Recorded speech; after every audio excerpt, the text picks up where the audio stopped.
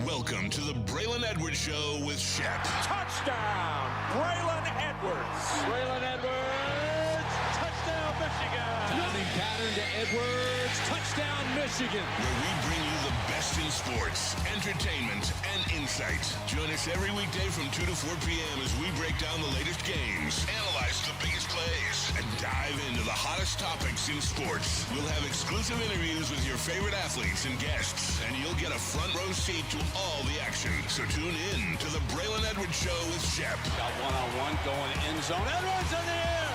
Oh, what a catch by Braylon Edwards. His second touchdown of the game. On the Woodward Sports Network, where sports comes to life.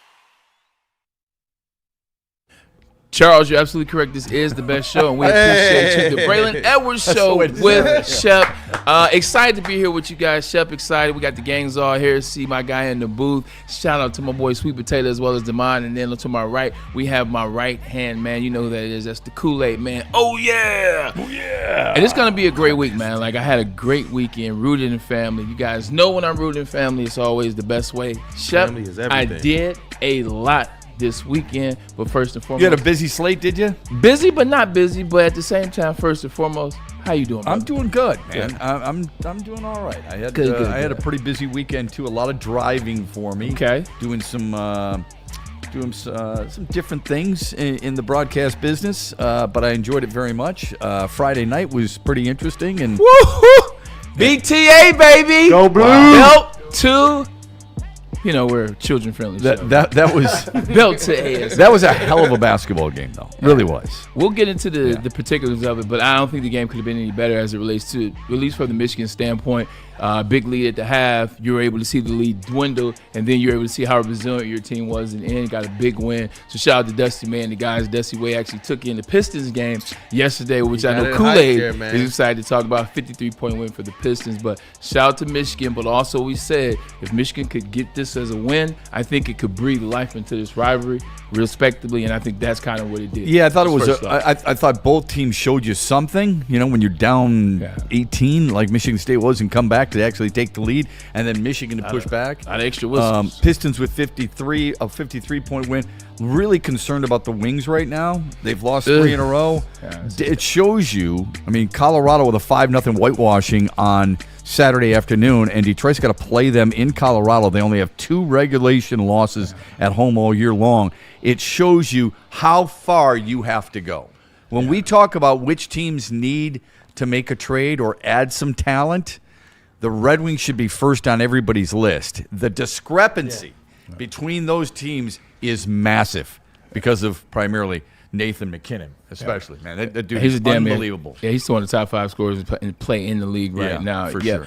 Morris Sider doesn't have the same effect when he doesn't have his guy standing right next to him, Simon Edmondson. Right. And so now what they're trying to do with Ben Sherrod just does not seem to be working. Yeah, Just that's right a good call. I mean, with all due respect to Ben Sherrod, who just signed that 3-year extension, great. Yeah. There's a reason he's a second-line defenseman, okay?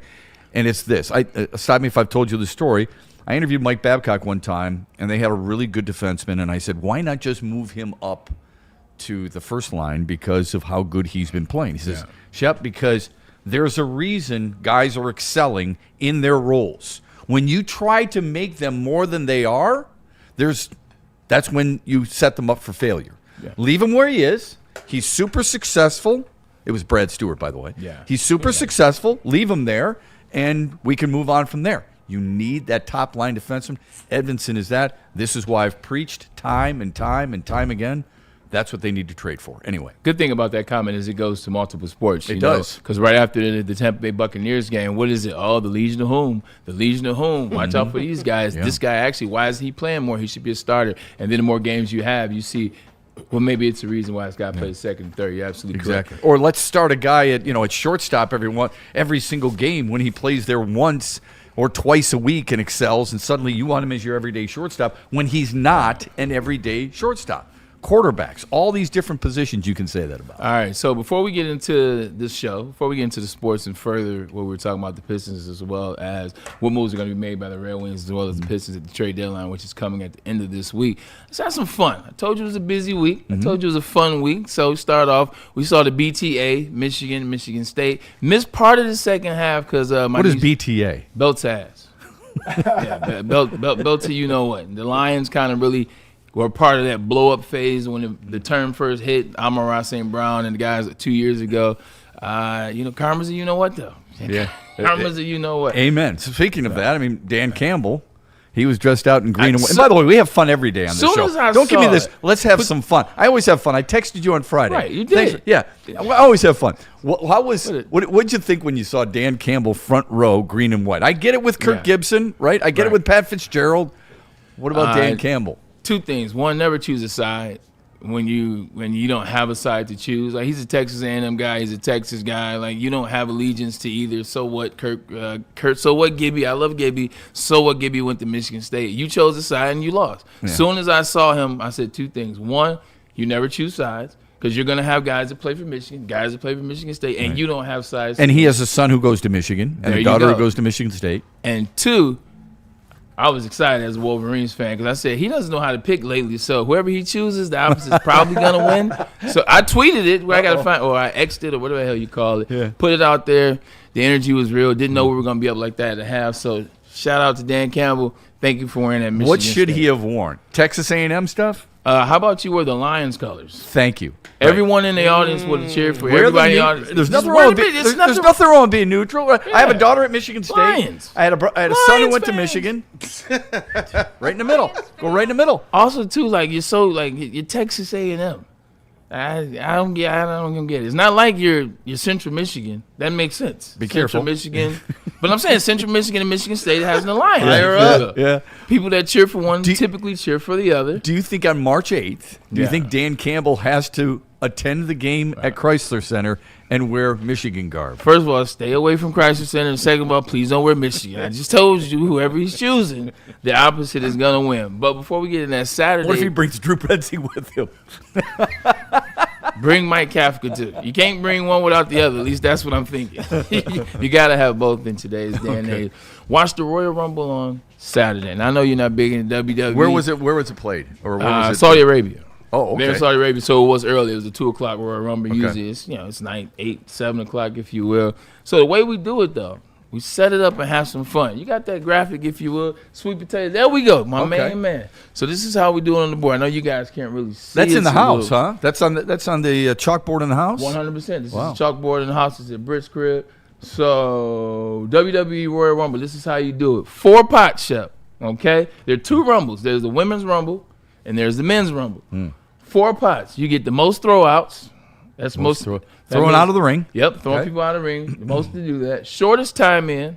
Okay. You get longest time in, and you get the winner. All right. So these, you get numbers. You get 4 pulls. These were my 4 numbers, 13, 23, 26, 29. You pick those out of the hat? Out of a hat. Okay. Crumble up, if you will. The 20s are always good numbers. Most wins ever. 27 is a position. 30 is next. So those are the good numbers. Why did Britt only get 3? Because there was a little bit uneven as relates to the last 2. So she said she'll take 3, and her sister also took 3. Okay, that's sexist. That evened it up. You said what? That's sexist. She said it. This is very true. So anyway, those are the numbers. You see, I had a pretty good pull. So did her sister.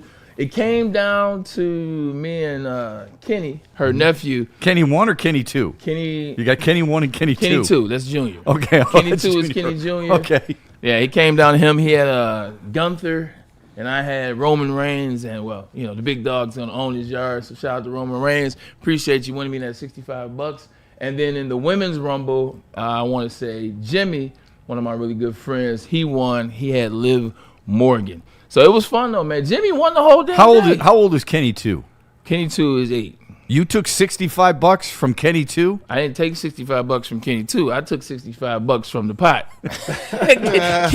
Kenny 2 just happened to be who I had to get through to get my $65. You know what I'm saying? But Shep, I gave him $10. Good for you. All right, that's nice. He also, because he won one. He had the shortest time in the women's rumble. I got you. So he had the shortest time, so I gave him $10 out of 30. All right. Overall, good event? It was fun. Royal Rumble was worth it? It was, man. We had a shout out to a couple of places we used, but we had some sandwiches. See, I'm learning, Shep. You know what I'm saying? We had some sandwiches on day. Brittany made some dip, some buffalo chicken dip. Everybody had a good time. Yeah. Oh, that's Everybody awesome. had fun. It was. I love that. Shout out to Kenny One, if you will, Big Kenny's father. He had me cracking up. He called them slow walkers, talking about the wrestlers coming to the ring that were a little big. But the slow walker title didn't start for men wrestlers. You get what I'm talking about. I got a buddy who calls him Big Boy Rolling. That's what it does. Yeah, Big Boy Rolling. You get the slow walkers, you might be in there because they typically be a little stronger. Might get you some toss-outs. He describes them as that's no hummingbird now. Yeah. No hummingbird. 100%. Also went to my brother's gym. He's doing his thing out in Livonia. Got pictures of that. Shout out to my brother, man. He's putting it together. He's working. He on is putting it together. I like that sweatshirt. Working on some high school kids. Maybe he'll benefit from that the NIL collective training some of these athletes that are gonna be making this money. Now he can charge a little bit more. He looks angry. That's Berkeley. That's Berkeley. That's Berkeley's happy face. Like, that is his happy face. Saw Bert, and I also saw a movie shop that we talked about. This is Bert training Jimmy's son, Braylon, if you will. He's getting it in, though, man. That's to get some explosiveness, right? 100%. Okay. This is to get those hip flexors, the hamstrings, the glutes firing on all cylinders. You can get the glutes to fire. You can look like Jahmyr Gibbs. Well, when you're watching your brother work these folks out, you taking notes, or are there some things that you've given him some ideas of during your workouts? I'm just watching our father through him and an evolved process.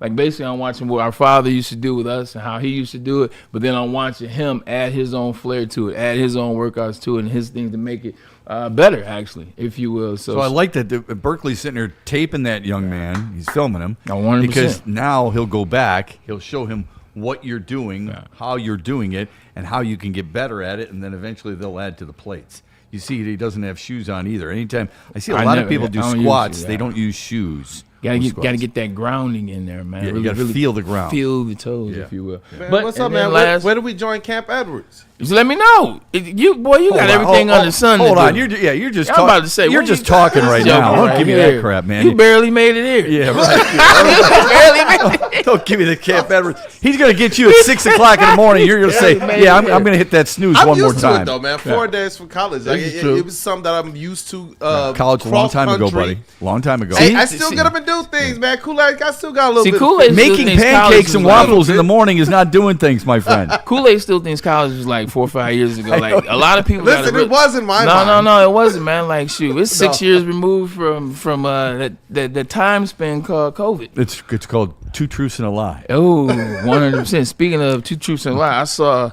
a movie, which is not a lie, yesterday. You know, I'm keeping it going. I saw Send Help. And Send Help. It's called Send Help. Okay. I will tell you this. It's with Rachel McAdams. It is a movie about a lady that not necessarily treated nicely at the job that she has. She goes on a work trip with her boss and some other employees, and plane crash happens. Survival of the fittest. Survival of the fittest. They get stranded on an island. I'm gonna just say this. Just be careful who you treat. She doesn't look as good at least in the trailer in that movie as she does, let's say, in Wedding Crashers. Gotta let it play out. Got to let it play out? Got to let it play out. Is that a Braylon Edwards recommendation then? It is. Okay. I would recommend going to see it. It has some good elements, some different elements. It starts off as kind of like a funny, this is going to be a little satire type. I'm not taking it serious. Switches into a serious mood, if you will. Becomes a little bit of a thriller, some suspense. Has some dope point of views, some dope angles, some dope cinematography. And then it gets a little horrific. Okay. Even. So there's nice little wave. All right, I'm gonna see that. I'm gonna see that based on your recommendation. Speaking of movies, we're gonna do something different here today that we haven't done in the past, but this is going to be a staple of the Braylon Edwards show. It is Monday, and we're gonna talk Movie Monday. Just before we get rolling into some sports. Okay. Nobody, at least in my world, knows movies like The Man to My Right. See, this is a setup. Okay, nobody knows it. Hold on a second. It's the overplay for the underlay. Speaking of the setups, remember last week? What did he give us? Didn't he give us little jingles? Didn't he give us some music? That was a setup. The Fresh Prince of Bel Air. That was a setup, though. The Fresh Prince of Bel Air. Get out of town. Okay, here's what we're gonna do. Each of us have written down a movie. Okay. I would say a quick movie quote, right? or a movie line, you have to guess the movie. You don't have to guess the actor or actress. You don't have to guess the year. You just have to guess the movie. Is that cool? Shep, can you do me a favor? Yes. Can you at least start it at 77? Start at what? At least start the movie at 77. At 77. Like 1977. Like at least 77 and forward? Oh, absolutely. I'm not giving you Gone with the Wind stuff. I know all some right? stuff from Gone with the Wind. I bet too. you do. I I know bet some you stuff. do, my dear. Okay. 100, hey. All right, here we go. All right, I'm going to go Frankly, first. my dear, I don't give it. I know you don't. I'm going to go first, and then Cam, and then Kool-Aid. All right? And the Okay. only reason I say that is because I know Cam came in with his, and right now Kool-Aid is vigorously looking up various movie lines. He's on I the got AI mine. over there. Kool-Aid. Search. I got mine. You ready, Cam? You ready to put it up there? Okay. Here's the first one. We don't have the quote for you, Shep. One more time? We don't have the quote for the Oh, you don't back have the wall. quote for me. Okay, here it is. Ready? Yeah. I do wish we could chat longer, but I'm having an old friend for dinner. Bye. Oh, okay, I got you. That's Anthony Hopkins as Hannibal Lecter in Silence of the Lambs. 1991. See, that's post 1970. See, I wasn't going to make it unfair for Appreciate you. that. Unlike some Appreciate people with music, I was not going to make it unfair for you. Fair. It's, All right. So there's one. He's Sometime- one for one. hold on. Ding! Sometimes you want to go where everybody knows your name. Thank you. Cheers. Yeah. And I'm always glad you came. See, you know. All right. All right. So he's one for one. That we doesn't go. surprise me that he got that one. Appreciate He got that. Hannibal Lecter, Anthony Hopkins playing Hannibal Lecter in Silence of the Lambs, 1991. If you haven't seen that movie, by the way, I think it's excellent. 1,000%. And guess what? It holds up over time. 'Cause It does, doesn't it? I watch it maybe once every 5 years. The last time was last year, and it still was amazing. All right. Impressive start. Yes. Impressive start. Okay. Okay. Cam? All right, Slowly here we but go. surely. Here we go. Be bud. fair. Let's see what we got. Be fair. Here Don't we be go. giving Lock him bad in. stuff here. All right. Go ahead. Lock it in. You're killing me, Smalls. Appreciate that, man. I appreciate that. That would be Sandlot. Yes. Yes. That would be, One of the all-time great sports movies. that would be Sandlot. Yeah. It's a great movie, by the way. Does that make you Sandlot- smile? Does that, every It does. time you watch, it makes you smile because it's you and your buddies, Yeah. and you're picturing the same stuff, right? Not that you're going like this, not that you're chewing a bunch of gum, but a lot of scratching, a lot of talking with one another, and riding to the ball field with your mitt on your handlebars. I love that movie. Sandlot or Mighty Ducks? Sandlot, hands down, Okay. You taking Sandlot? by far. Gotcha. Emilio Estevez cannot skate. There is absolutely no believability. You like the in- fake Herb Brooks? I don't like that, and I don't like the larger young man who doesn't seem like he would be able to skate either. Fulton? There we go. Am I wrong there? Bash Brothers? Okay. Go ahead. All Cam. right, There's no cool. right or wrong answer. There is no. There's no right or wrong There is- answer. No, Mighty Ducks. I'm- I'd say Mighty Ducks because it Yeah. spawned the franchise, the Anaheim Ducks out there. Yeah, I'm taking it's- Mighty Ducks 2 as a sleeper. But it's not on the franchise. Knuckle puck. Well, after that movie came out, it was released though. The franchise. No, I thought they released it before the franchise came. Well, it was the same time. It was around right the around- same time. yeah, but that's not what it's about. It's not about the Anaheim Mighty Ducks, right? No, it's not. Look, hey, but look at- look I'm a at- hockey fan. Hey, I'm don't let Shep blow your eyes. Listen, Kool-Aid, what you got, don't let Kool-Aid? Shep What- try to ruin this Disney experience that you've had since 91, 92. I'm going Mighty Ducks, Shep. Okay, Shep's buddy. coming back with, well, you know, it really wasn't about that. Come on, Shep, don't ruin the magic. Mine is. I think that movie is trash. Yeah, okay, that's fair. Yeah, I respect that. That would be Yeah. the Siskel and Ebert. I would do this, whereas with Sandlot, it would be this. All right, Kool-Aid, go ahead, buddy. Sandlot All for me. right. This is between two characters, okay? And it is, what the hell happened here? Hasn't happened yet. What the hell happened here? That's from the first character. And then the second character says it hasn't happened yet. All right, give me Wow, some. that's pretty generic, but okay. Man, I was thinking the same thing. It's always your own people that you know. All right, say it again, Kool-Aid. It's always your own. Threw me out the Oh, my joint. All right, here we go. What the hell happened here? Okay. And the second line is, hasn't happened yet. Oh, I think I know what they're talking about. What the hell happened here? It's a black movie. It hasn't. It's your own people. And I'll give you another line from there. Oh, it's a He's double feeling. dip. He's feeling Oh, himself. I guess so. Yeah. All right. What do you have? It may help you. He says, I'll see you at the beginning, friend. I'll see you at the beginning. Like, he took the assignment like serious. Let me see. Wow. I'll see you. He started at digging the really beginning. I don't know, man. I might have to phone a friend on this one. Don't phone this friend. Yeah, Wait. Oh, you got it, don't you? I think Oh, what it is. I'm gonna take a crack. Hold on. Hold on. I'm phoning Damon. Goodness, David is. Damon, pick up. What you got for me? Tenant? Oh, he got it. Yeah. Is that Tenet? Neil and the protagonist, Robert Pattinson and John David Washington. Man, okay. Respect. I saw that came out during COVID. It's actually pretty. I literally have no idea. I still don't understand the movie, Like, but I love it. I don't think you grasped the quote game either. I don't. It's a 2-hour and 40-minute movie. I knew that one. I knew Cam's. You I know knew what? mine. I did not know that one. Tenet was a good movie though, but it's you know what? I'm not gonna hate. At the end of the day, we're playing a game. The quote has to have some type of reference to, like, being memorable, if you will. Well, I got one for you. Because if that's the case, for I Black give you History a quote Month, for all it. right? I got you, bro. I got you. Here. I would just say this. I mean, some of these, in order, just because of the number of movies, but he's seen a lot. In fairness to Braylon, I mean, I'm not saying it has to be. They may take our lives, but they'll never take our freedom. But it has to be at least somewhat recognizable, doesn't it? You know, that's what I was thinking. How about this is one day then? one though. Yeah. Man, you lying. You ain't never met no Martin Luther King. See, now it's too easy. I tried, man. Shout out to the great. I'm messing with you. Shout out to Eddie Murphy, man. Coming to America. Yes, Braylon, sir. our guy appreciate it. Damon has one for you. Okay, Damon has one. Okay. All All right. right, let's hear it. Just a bit outside. Oh, 100%. It's Bob Barker. You know what time it is? Major League. Yeah, Bob Uecker. Bob Uecker, excuse me. Bob Barker, same thing. Bob Major Barker. League. Bob Just Barker a bit was in Happy Gilmore. Yeah. Yeah, no, Bob The Uecker. price he is was, wrong, bitch. Yeah. He was so good. Yeah. Right. Right. Bob Uecker was so good as a commentator. He was actually like drunk a lot of that too. Was he? Is that what they said? The play, as I heard from that, he was getting it in. Some real pops. I've been fortunate because I've met him a number of times in my days in Major League Baseball.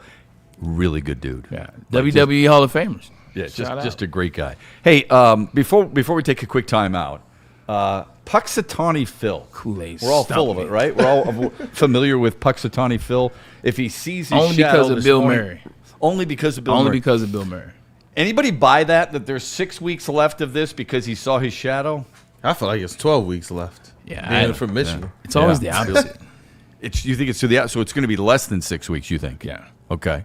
So you don't buy that this rodent sees its shadow and that's what we should go by. Nah, man. I think they All right. did the movie, and the movie sold merch, and they're still selling merch in that city. That city has absolutely nothing going on besides the fact that they have Puxatawny Phil. Yeah. Do you see how many people attend that thing? Yeah, the people come from out of town, which is crazy. Like we got is groundhogs nuts. here. Like I don't have to leave to see a groundhog. I'll go get one in a Same. field, in a local field, Yeah. and bring it out. But this guy comes in, he reaches in, grabs it, right? He holds on to it, and then starts got, like- petting it. Yeah, they have a It's whole manifesto and everything. Yeah. He's got like the hat. Yeah, he's looking like a Willy Wonka / Home Alone character. And when they were in New York, like it's a lot of elements to it. It's a show. So you're not buying it? No, I'm not buying it either. not at all. Yeah. Not with the weather machine. You know what I'm saying? Amen to that. Okay, we got a lot to discuss Yeah. today. Pistons big winners last night, a couple of All-Stars. We'll get to that when we come back. We've got some football discussion as well. And there's a guy who signed in the Midwest in Major League Baseball who many thought would be a good fit for the Tigers. That was almost gonna be my bust for the day. Oh, we got Braylon. the people that did not. Yeah, well, That's I wouldn't blame you if you did. Yeah. We'll explain coming up here on the Braylon Edwards Show. After this from Ben Johnson and Art and Jakes, who had a great watch party on Friday night. Ben Johnson is the man. Ben Johnson Law Firm, let me tell you a little bit, man. Look, they can make sure that you have all the settlements that you need, the exact verdict that you want. That's what they do. They're the fighters, let them fight for you. Ben Johnson Law, they want all the smoke. Trial lawyers as well as settlement. It does not matter. You can get what you need.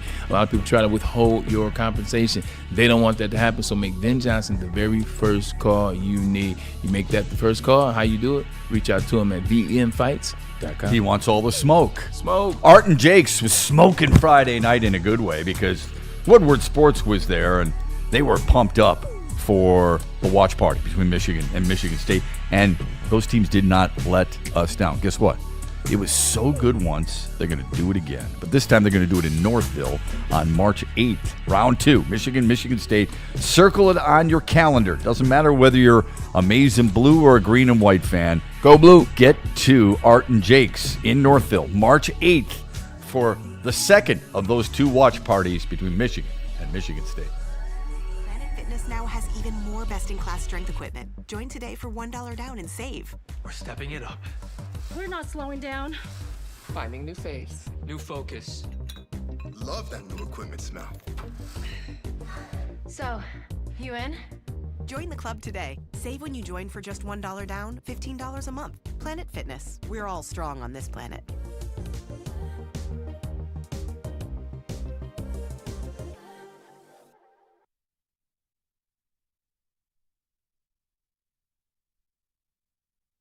Like a frostbite straight from the divine. Cold rush on my skin feels so fine. Muscle freeze, the ache. No side effects, no mistake. Chill Sub-Zero. Icy and true. Feel the chill. It's all for you. It's not magic, just science play. Chill Sub-Zero.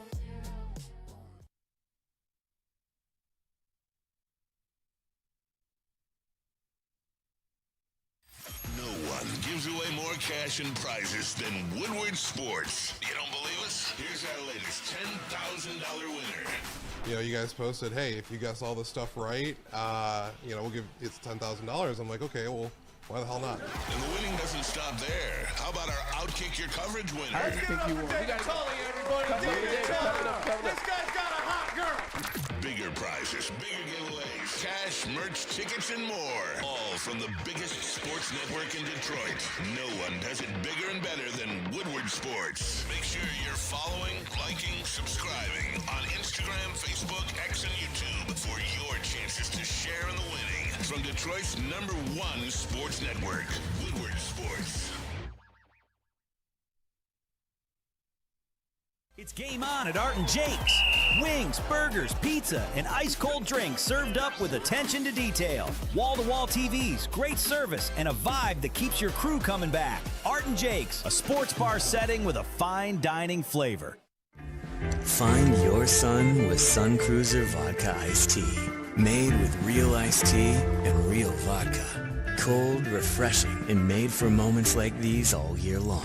Let the good times cruise with Sun Cruiser. Planet Fitness, home of the no judgment. There's all the squeaky clean locker rooms and trainers on staff. Planet Fitness is the gym for you. Over 50 metropolitan Detroit locations, actually 50 plus if we are counting. Man, check this out. Come start your journey, continue your journey, or reinvent your journey here at Planet Fitness. New machines always on deck, great energy. It's just a place to come and get it in. We're all strong on this planet, and that planet is Planet Fitness. On Friday, the Sun Cruiser Vodka Iced Tea team was out there with Woodward Sports promoting the watch party between Michigan and Michigan State. They're going to be there March 8th as well in Northville at Art and Jake's. In between today and that second meeting between those two rivals, you get a chance to have Sun Cruiser Vodka Iced Tea anytime you want. Real vodka, real iced tea, no bubbles, and only 100 calories. It is a tasty drink for whatever the occasion. Please drink responsibly. And we back. T blew it. Good way to see. Look at this. Oh, okay. Look at this foolishness. Look at this foolishness. The only thing that I can say though is the game was at the Breslin, and I'm pretty sure in order to be taken care of, you know, he had to go through Tom Izzo. Hey, we'll make sure you come through the tunnel. We'll get you set up. We'll get parking. We'll have you speak to the guys, or you can do whatever you want. Maybe you don't want to. We'll keep you in a nice little VIP lounge so you don't have to have access to the people until you want to. So from that standpoint, I understand the credential. But you didn't have to put on the hat and the shirt. He could have rocked the credential. Yeah. He's got the hat, It's the a good-looking shirt, logo, credential. though. You got to admit that. I've never been a hater of the Michigan State Spartan. Yeah, it's a good-looking logo. 100%. I love history, so you know. History I do too. Fought by the winners. I do. I wonder how many. Do you think Michigan fans would hold that against him because of that? Not if he's winning. Right. Not if he's winning, but like if the Lions don't make the playoffs again, they'll be first in line to for complain. no reason. Yeah, 100%. But yeah, If you're winning, who cares? But if you're not, turn the knife a little bit. He owned it. I mean, he wasn't hiding from anything. So I would have thought if you're going to go, you're going to bring your daughter with you, have her sit next to you. So in Michigan State stuff? So she's got Michigan State stuff. Yeah. Look, like you said, he rocked it. This is what Dan Campbell does. Make sure you have the same energy like in certain other spots. Like, don't go, this is on me. Like, tell me whose fault it really is, Dan. Stop taking the blame for everybody in Allen Park. By the way, did anybody notice who San Francisco hired as their defensive yes, coordinator? I did. That guy right there. That's a good hire, man. That's a really good hire. You know what I was wondering? When I read this, and I like Raheem Morris. I don't think he should have gotten fired in Atlanta, but whatever, okay? What do I care? I'm not a Falcons fan. Yeah. Here's what I wonder. Do you think at any point Kyle Shanahan says, maybe we shouldn't because I want consistency? Did he say that about Robert Saleh, who's moved on and be Tennessee's head coach and deserves that opportunity? Not just the opportunity, he deserves the job because he was a good coach. He got put in a really bad situation. Okay, right. Now this may be your proverbial last chance, but he can always go back to being a DC because he's a really good defensive coordinator. Yeah. He spent 1 year in San Francisco after he was fired from the Jets, and Kyle Shanahan said, you know what? I want my defense to be the best defense it can possibly be. This isn't an ad for the Marines, for crying out loud. He wants his defense to be the best it can be. He brings in one guy knowing full well he might lose him after a year. He's going to do the same thing with Raheem Morris, who may leave after a year if the Niners' defense is good and there's an opening that may want him. That's called being secure in your skin. It's called doing what's best for your organization. It is, and maybe the Detroit Lions have to get to a Super Bowl and lose before they can realize that, hey, maybe we can make decisions outside of what people think. I love this. At the end of the day, what you're looking for in a hire when you're a team that's close. The 49ers, with all the injuries, were a close team this year. What they decided to do, as opposed to waste time and just bring in somebody that, one, was already there with the 49ers, or two, somebody said, hey, you know what, Robert Saleh, sure, let me have this guy or that guy. Is he going to be good enough to get it done? No. He went out and he got a defensive coordinator that not only was a head coach, not that matters, knows the game, understands the X and the O's. You've seen track record of his success as a defensive coordinator, so you know that bringing him in is going to be a big win for my team coming this fall. This is going to be a move that helps us and puts us in the position that we want to. It's not a gamble. It's not a risk. It's not being the smartest person in the room. It's just about doing something that makes common sense. Common effing sense. And when I saw this move, I said, damn it. Yeah. Why can't I keep seeing these? Well, McDaniel wasn't the hire, what we're saying. Just talking about moves that I saw, I felt like were competent. When I see Jim hire Mike McDaniel, I was like, that move feels right.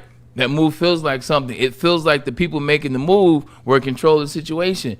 When I see this move, Raheem Morris going to the 49ers, well, he'll have all his players back next year. I'm like, this move feels right for the 49ers. It feels like a great move for Kyle Shanahan and a great move for them in a conference that is still up for grabs. That's what it felt like. And I think with the Lions hiring Petson and then doubling back and hiring Kafka, I'm not saying that those moves aren't going to work out. It's too early. We don't know. But it didn't feel like this move from a 49ers fan. It didn't feel like this move if I'm a Los Angeles Chargers fan. It didn't feel the same way. Mm-hmm.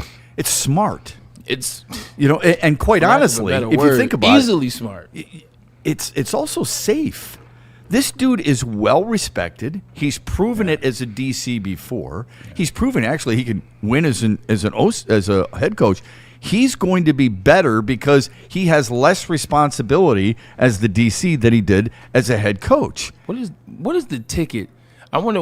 It's not about money, but I just wonder what are the Chargers paying McDaniel? What are because what's his name? Brian Daboll went to Tennessee, right? Correct. What are they playing Brian Daboll? What are the 49ers playing Raheem Morris to be these elite coordinators in this role? Because could that be an issue? Are you playing Kafka as well as Drew Petzing, the same amount of money that you would have had to pay one coordinator? And in your mind, maybe you're getting two minds for the price of one? Whatever it is, it just has a still awkwardly interesting feel that unfortunately we won't know until we really get to see some motion, and that motion doesn't happen until training camp. If I said to you that San Francisco's been pretty consistent under Kyle Shanahan, do you think that's a reach? Is that a stretch? No. Does that sound like somebody who doesn't know the National Football League? Okay, I didn't think so. Then if I told you that Raheem Morris is now this team's 5th coordinator in as many years, do you worry that your team is not stable in that regard? I mean, considering what they've won, considering how far they've gone, which, by the way, they beat your team a couple of years ago to go to the bowl, to go to the Super Bowl 3 years ago. So tell me, does that sound like it's a team that has no stability whatsoever? Sounds to me like this team wins pretty frequently. Also, too, they have the privilege for in San Francisco is Kyle Shanahan is that brilliant mind. Kyle Shanahan is the guy who everybody is falling off that tree and then creating their own trees, but it stems from him and his father. He always can hold the offensive side down. From time to time, he'll have an offensive coordinator here or there, or have a guy in a passing game situation, if you will, kind of like Mike McDaniel. But that joker right there can hold the offense down, so you're really always only looking for a defensive coordinator. I just find it hilarious when we heard that word about the Lions are looking for stability. Do you think the Rams have been successful recently? Under Sean McVay, is it fair to say they've been successful? Yeah. Okay. He has 7 guys who have left his staff as coordinators in 9 years who are now head coaches. He's got the 2 LaFleurs. He's got Kevin O'Connell. He's got Zach Taylor. Brandon Staley didn't work out very well. Liam Cohen and Raheem Morris. Once again, that goes back to the competency is how good they are at what they do. I'm not saying Dan Campbell's offensive coordinator. I don't know. I don't think he is as elite as Sean McVay. He is as elite as Kyle Shanahan. Those guys hold it down on the offensive side of the ball. Sean McVay is a wizard when it comes to the offensive side. He's only ever looking for really a defensive coordinator. And there's some young guy that can shadow him that's going to be the next guy to get the head coaching job. Same thing with Kyle Shanahan. They hold that offense down where, you're replacing coaches every other year on the defensive side of the ball, but the players you have and the guys you're choosing, you're getting defensive coordinators that know the business, whether it's Steve Wilkes, whether it's Raheem Morris, whether it's the names you're naming are head coach candidates. Right. Or they've been head coaches, or they're on the way to be head coaches because they know effing football. They're not individuals where you're like, I mean, I heard some bad things about this, but, he didn't have the players. And it's not conversation where I'm trying to make you believe in who I hired. Mm-hmm. These guys they're all well respected too. Believe the hire. He walks into that building. Those defensive players are like, yeah, man, I get it. I get why we're going to be good. Here's what Kyle Shanahan said. I definitely don't like doing this for a 5th year in a row. I really would like to go on vacation, but these D coordinators keep making me have my family wait, and they get mad at me for it. The bottom line is he could avoid that if he chose a young and up-and-coming guy. Yeah. Instead, he goes for the most qualified. You know why? Because he's not trying to each year go that far back, and now you're waiting 3 years to get to the Super Bowl, 4 years to be in the conversation, or even 2. Mm-hmm. The guys that he's going after, whether he's having this conversation or not, he knows what it is. You're hiring damn good coordinators who are going to get jobs, so you're going to have to deal with this every year. But the reason why you're hiring those damn good coordinators, because every year it gives you what? Gives you an opportunity to throw your name in that hunt to get to the Super Bowl. Each year it's about the bowl. So what do I have to do? I got to make the best moves in the offseason. Mm-hmm. I got to bring in the best coordinator when my coordinator leaves. I got to make sure I'm drafting for what we need. So that's what they're doing out there in some places, if you will. Speaking of football, I saw this little quiz I got for you coming up here. Okay. This is the week of the Super Bowl. We're not going to necessarily break down the Super Bowl every single day, but we can give a little bit of a nugget each week, or each day during the week. Here's the nugget. Can I ask you one question? Fire. Will your Super Bowl choice change between, I guess, last week, but let's say today and kickoff? Are you one of those individuals that can start today with something and then get enough information and then maybe you feel on Sunday like change your mind? Or is who you believe going to win today who you're sticking with till Sunday? That's a good question. I probably jumped the gun, but I decided after Championship Sunday. Okay. Okay, so I think Seattle's going to win, and it's going to be really hard to change my mind. Unless there is an injury to Jackson Smith and Jibga or somebody who's really important on the defensive side of the ball, which I don't anticipate. Fair. So I've got this for you, all right? Getting ready for Super Bowl 60. 60. Sheesh. Don't look. Okay. But we're going to bring up a little graphic here, folks. Keep my okay. head down. All right, so keep your head down. Okay. I want to know which division in the NFC, you got that for us? Which? Okay, here we go. Which division in the NFC has generated the most Super Bowl champions? Generated the most Super Bowl champions. Yeah, collectively. So you got the NFC East, the NFC North, South, and West. Which division has generated the most Super Bowl champions? It's obviously between the East and the West. Braylon has not seen this, folks. No, it's between the East and the West. 4, 5, 2, 3 against 1, 5, 1, 0. Give me NFC East. The NFC East is the correct answer. It's 14 champions, all right? 14 champions. That is more than anybody else in football. Then it's the West with 8. And then it's the North with 5. Everybody in the East has a Super Bowl. That's kind of like the sneaky one. Yes, it is. Because I think a lot of people think of the AFC West right away. But the North is really only 2 teams. Minnesota's never won. Detroit's never won. It's Green Bay and Chicago. Green Bay with 4, obviously. Chicago with 1. And then the NFC South comes up the rear. You've got Tampa with a couple in New Orleans with 1. All right. When you heard me counting in my head, you knew I figured it out. I thought, I was very confident. I was like, all right, I was very. Cowboys have 5. Yeah. Eagles have 2. Giants have 4. And then Redskins or Commanders diversion, Washington football team, they have 3. Mm-hmm. Yeah, 4. right on. They do. They have 3. You're Okay. right. Okay. One more time. We'll do it the AFC this time. All right? The AFC. This is a little bit more competitive. Which AFC division has the most Super Bowls? East, South, North, or West?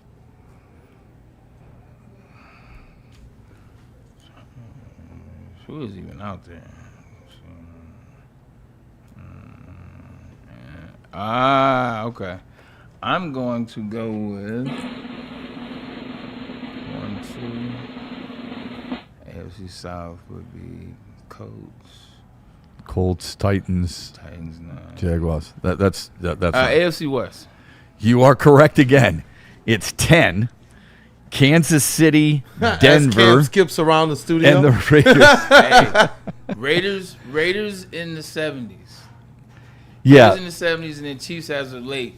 And then obviously John Elway. Yeah, so the Raiders have 3. Yeah, but okay. 3 in top. Chiefs have 4. Yeah, they have 3. You've got the Chiefs in there at 4, Broncos and you've 3. got the Broncos at 3, and the Chargers have never won one. Okay, and AFC East got. I forgot all about the Patriots. Yeah, what did you really? Because I wasn't like when I saw AFC East. I'm thinking about. I'm like, oh yeah, man, I know the Dolphins. I'm like, Dolphins have their 2. I know we don't have any. We got 1. No, Jets have 1, right? So there's no way. It's 6. 2 for or 2 for Miami. Buffalo's got a lot of attempts. And the Jets with 1. The AFC North is a little. I mean, obviously Pittsburgh carries the day. Pittsburgh. Cincinnati doesn't have any when they've been there. Cleveland doesn't have any, and Baltimore's got a couple. Yeah, this one's and then this one is just the Colts obviously with a couple, and that helps the cause, and that's about it. At least Tennessee's played in one, though. This is true. Titans have been in more Super Bowls than Lions. It's a cute little, fun little game there. It was fun. I appreciate it. Look at Shep throwing that out there. That's a job well done by you. West in the West. Yeah. That's really good. West in the West. I did not. I will say this. I went with the AFC East. I thought because of New England's dominance, and yet it's the AFC West. So when I played this game, I got the NFC right. I got the AFC wrong. I went East, West, North, South. South isn't even in consideration, but I did not get the West. I think I must have missed one from the Raiders, whether it be Tom Flores or John Madden. I just probably didn't give them enough kudos. All right, when we come back, let's do a little. You want to do a little Pistons? Let's do it, man. 53-point winner yesterday. They got 2 All-Stars. It's not about the 53-point win, okay? It's not the most. It's the most in franchise history, but that's not what the discussion's about. This is about an All-Star on this team, and they have 3 All-Stars. If you count their coach, they've got 3 All-Stars. All right, but it's it's one of the All-Stars on this team that, for some reason or another, there's some people who have pushed back on that, and I can't figure it out. So maybe you can help me with that. Join us in the chat and smash that like button, as Kool-Aid likes to say. Let's smash things in a different way. You know what? Smash winter by staying warm. How do you do that? Make sure that your heating system is up to snuff. How do you make sure of that? People you trust, Sharon's Heating and Air Conditioning. It's as simple as that. Matter of fact, my son bought a house the other day, and I said to him, here's what you're going to do. When you get that furnace checked, we're calling Sharon's Heating and Air Conditioning. You can go to their website, sharonsheating.com, or call them today, 734-238-3805. That's 734-238-3805. They're the people you can trust. And tell them the Braylon Edwards Show sent you. This. How about we get you a free car wash? Let's start there. Text WSN to 888-522-1729. The best thing about Jack's Car Wash is they take care of your car. They treat it as if it were their own. Free vacuums, free compressed air, free mat cleaning rooms. But this is, once again, this is a part of that unlimited package that you can achieve for $29.99 per month and get your car to any of the 40-plus locations around the state. Jack's Car Wash, man. Just pull up, make your car look spick and span and brand new and shiny. So come on down. We'll see you at Jack soon. Big injuries, big news. Twice a week, Dr. Jeff Pierce from Michigan Sports and Spine joins Woodward Sports Network for the Injury Insider Report. Big D Energy Tuesdays at noon. Braylon Edwards and Shep Thursdays at 3:30. Get expert analysis and in-depth breakdowns on the latest sports injuries from the man trusted by top athletes in the community, like D-Mac. Whether it's the Lions, Pistons, Tigers, or Red Wings, Dr. Pierce talks us through it all. Don't miss the Injury Insider Report with Dr. Jeff Pierce, your go-to source for understanding the impact of injuries on the games and players we love. Only on Woodward Sports Network. Scan the QR code on the screen or go to MichiganSportsandSpine.com to see if Dr. Jeff Pierce can help you. Planet Fitness now has even more best-in-class strength equipment. Join today for $1 down and save. We're stepping it up. We're not slowing down. Finding new faith, new focus. Love that new equipment smell. So, you in? Join the club today. Save when you join for just $1 down, $15 a month. Planet Fitness. We're all strong on this planet.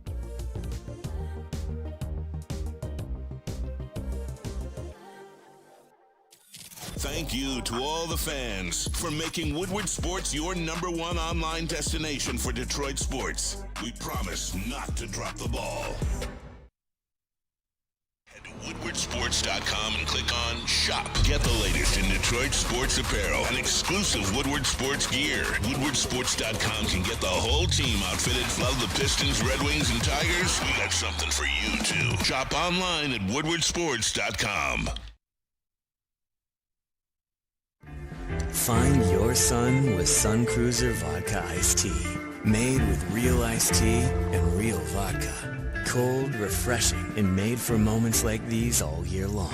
Let the good times cruise with Sun Cruiser. If you are looking to take your relaxation to the next level, and I already know that you are, then you got to make sure that you check out Massage Chair House of Bloomfield Hills. It is the largest massage chair showroom in the Midwest. Features top brands like Infinity and Osaki. You're going to want to know that for your visit. You got to experience the difference with Dr. Eric Duncan, the Wellness Doc, and creator of the #1 YouTube channel for massage chair reviews at The Wellness Doc. Book your visit today at MassageChairHouse.com or simply scan that QR code there on the screen. Massage Chair, it is your ticket to ultimate recovery, relaxation, and realistically, it's just your best bet. And Super Bowl week. Get your analytics. Get your intel. Then place that bet up to $1,000. If you lose, you can get that back. All you gotta do is scan this QR code, enter the code Woodward1000, And if your first bet doesn't hit, you'll get that deposit back up to $1,000. That's right, $1,000. Minimum bet $20. Download the Caesar Sportsbook app today, the official sports book of Woodward Sports. Use code Woodward1000 or scan the QR code on the screen. And we back. We are back. All right. So, this weekend, you had mentioned watching the movies. This weekend, yes, this past weekend, went to the movies. This past weekend, I watched the Miracle documentary on Netflix. Same. Oh, did you? Same. I watched that as well. I thought it was excellent. Yep. It wasn't super long. It was about, what, an hour and 20 minutes? Hour and 30, yeah. An hour and 30? Okay. It didn't feel like it. It didn't. It moved well. Can I ask you something about that? Yeah. Because I'm like heavily invested as it relates to like history, as like sports, so sports history. You put them together. Sure. I love them. Sit and watch this doc, know everything about it, know the players, know the story, Herb Brooks, etc. Just focusing on what the moment was, 1980. You know, kind of what what the climate was here in the U.S. Like it was depressing times. No one could get jobs, if you will, and this was everybody. This is one of those rare times where, as a collective, we were struggling together, if you will. 1980 happens. A team that was not supposed to be a team that was a powerhouse over the last 60 years in this sport. This is their sport. They win. Will we ever see something like the 1980 win in Potomac ever in history again? Have we ever seen anything like it before? Have we seen anything similar or like it after? Or will we ever see anything like it again? I would say no, but sports has a funny way of helping us find something unique on a pretty regular basis. You and I briefly chatted about this when Jesse Owens did what he did. 1936. That was really important. Okay, so I don't doubt that. The only thing I could think of was the 1972 Summer Olympics, and that's when Team USA had kind of steamrolled their way through, the Olympics and beaten Czechoslovakia and beat Australia and Cuba and Brazil, and they beat everybody in their path. Yeah. And then they ran into Russia, and they lost 51-50 in that game, and that's a good album by Van Halen, but that's not what I'm referring to. It was the gold medal game. USA led by 10 points with under a minute left. And I don't want to sound like a whiner, but there were all kinds of controversial calls, okay? And then a last-second play kind of marred by, some confusion and some timeouts. And bottom line is, Soviets end up scoring the winning basket after receiving some additional time thanks to a clock error. And you and I both know a member of that team, Doug Collins, who chose not to accept the silver medal. That's the only thing I can think of, but that's in a negative way. And that was a loss. And that was a loss, right? Yeah. This was, first of all, I think this is the best sports movie ever made. Well, I think Hoosiers is really good. Kurt Russell? Yeah. But I think Miracle's the best sports movie ever made, and I think it's also the most realistic. And the reason I like it so much is they actually guys who play hockey. They don't have actors, most of them. They actually, those guys were not actors. They came in, they knew how to skate, they knew how to play, and it's it's just one of the most uplifting stories. I can't think of anything that's been this old and still this relative. Miracle's better than Remember the Titans. Remember the Titans is excellent. I love that movie too. But yeah, I would take Miracle. There's no right or wrong answer, like to Cam's point. Yeah. It's not Mighty Ducks, but I mean, those are some of the best sports movies of all time. But nothing has. I don't think there's a sporting event. Trying to think here that has moved our nation the way that sporting event did. The toughest thing about this, because I've been going back and forth in my head since I watched it Sunday, trying to figure out something to come up with, and maybe some other ones to throw out there. And the problem is, no one's ever been so much of an underdog. Like, the part of the story is it's what's going on in the country, it's what's going on in the climate, it's who the opponent is, it's the Cold War. You know what time it is. Good it's versus evil. Good versus evil. That's how it was always. That's why Rocky IV is my favorite movie. What are they selling in Rocky IV? Good versus evil. 100%. No, you're right. If he dies, he dies. Yeah, they're selling you that. So if you just look at what USA was in hockey, you don't even have to go back to the 60s and 50s. You can just look at what they were in the 70s. Yeah. Like, after they won 60, like, they were horrible hockey in the 70s, and they were getting blown out. They were about 7th, 8th, 10th best team in the league. I mean, you listen to Al Michaels, when he talks about what Team USA was and what his expectation was. And then, oh, by the way, fine. They go get Herb Brooks. They go get the guy who 3 national championship with Minnesota. He's the guy. They put him in the role. Still has some not real likable. They hated him. Even his own guys from Minnesota hated him. How you do your boys like that? But that's neither here nor there. They didn't like him. The BU guys, blah blah blah. Like, you still went against this team after the 6 months of training, after putting everything aside, after you made Herb Brooks the guy that's gonna motivate us and bring us together, kind of like Mighty Ducks. So shout out to Mighty Ducks. They stole it from Herb Brooks. You still got smacked 10-3. 4 days before the Olympics started. The intimidating factor was immense. Yeah. You got smacked. Like, this will never happen again. They had no business beating that Soviet team, but I will tell you this. You cannot tell me that the coach of the Soviet team, who I know you know the name, I'll let you pronounce it better than I will, you can't tell me he regrets playing them at Madison Square Garden. Oh, why would that be? Because when you play somebody, it's one thing to have an anticipation of what a team could be. An anticipation, they're the big bad, they're the boogeyman. We got to play these guys. You've told them in your mind how bad they are, how good they are, what badasses they are. You've told yourself on a mental level, right? Yeah. But when you play them, you can get a sense of all that they can do, all that they can put out, all that they can present, like the shots, the physicality. You now actually have a true mark. You actually have a true benchmark to, okay, this is where they are. This is what we got to get to, versus still when you play them for the first time, whenever that would have been, man, like, what are these guys going to be? Figuring it out after period 1, after period 2 is much different than figuring it out after you play the whole game, and now we can kind of process it as we're going through these rounds. Yeah, I guess for them back in that day, I thought you were going to say don't tell me he doesn't regret pulling Tretiak in net. That for sure. Yeah. But playing Team USA, they had Tretiak was getting smoked though. Like, he was.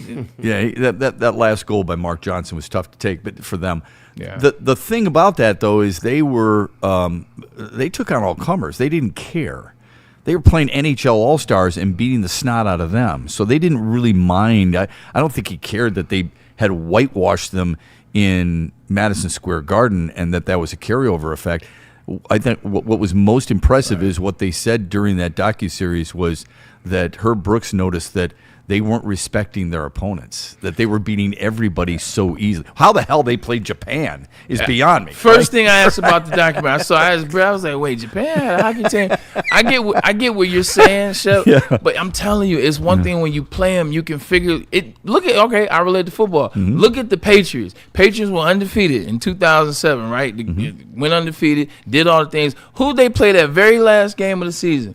Who'd they beat? They played the Giants, 100%. Played the Giants. They saw where they had spots where they could beat that team. I guarantee you, if they don't play the Giants, the end of the season that year, the Giants are going to get popped in the Super, if they even make it. But the Giants would have got smacked in the Super Bowl. They played them. They got a chance to realize, man, they ain't all that good. Randy Moss, he's going to be elite, but we can stop the other guys. They don't have a run game. We can do this. And they did that in the Super Bowl. Sometimes when you play a team, now the mystique is gone. Now it's like, oh, you know what? Man, they put their pants on just like us, one leg at a time. We can figure this squad out. Yeah. The interesting thing about that, the belief is, they just beat all these NHL All-Stars. Well, I think they played the NHL All-Stars 3 times, and the NHL All-Stars won 1.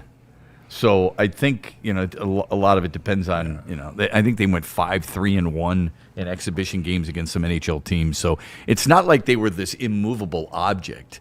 It's just the emotion that they had, and it's funny because if you rewatch that game or you watch the movie or watch the documentary, it doesn't matter. But at what point do you think, okay, there's a little motor in everybody's Team USA's head that goes, you know what? Hold on, maybe we can. And I think that was at the end of the first when they did score that game-tying goal. It's like, holy crap, because initially you think that team's going to get killed. Shout out to Mark Johnson for going coast to coast with 8 seconds left. Not bad. Woo. Not bad. Especially when like nobody else on your team is having your back because they think you're walking off the ice for the end of the second. I wonder what happened. What would be a really good follow-up documentary on that would be what happened to the team Russia. What happened to those guys? What happened to Viktor Tokarov, their head coach? What happened to him? I mean, were they suddenly sent to Siberia to live with the tigers out there, or what? 100%. 1,000 and chop down treries. I tell you this, The tigers. we know half the story. Siberian tigers. We know half the story. 30% of them came here and played for the Red Wings. What are we talking about? It's in the story. 30% of them. That's why I laughed. I saw Slava Patisa. I was like, yeah, that was it. He was the first one. Papa Bear. That was him. It took them forever to get him too. Yeah. I know that story too. He was with the Devils, was it? And they had he was with the Devils. Yeah, and they had they said they were going to do it, then they weren't going to do it, and then they pulled the trigger last. Yeah, he was. That was a big deal, man. That was a big defection. Just so people are aware, the Soviets beat Japan 16-0. It makes sense. They beat the Netherlands 17-4. Yeah. They beat Poland 8-1. Finland, who is considered the second best team in the world, 4-2, and then they beat Canada 6-4.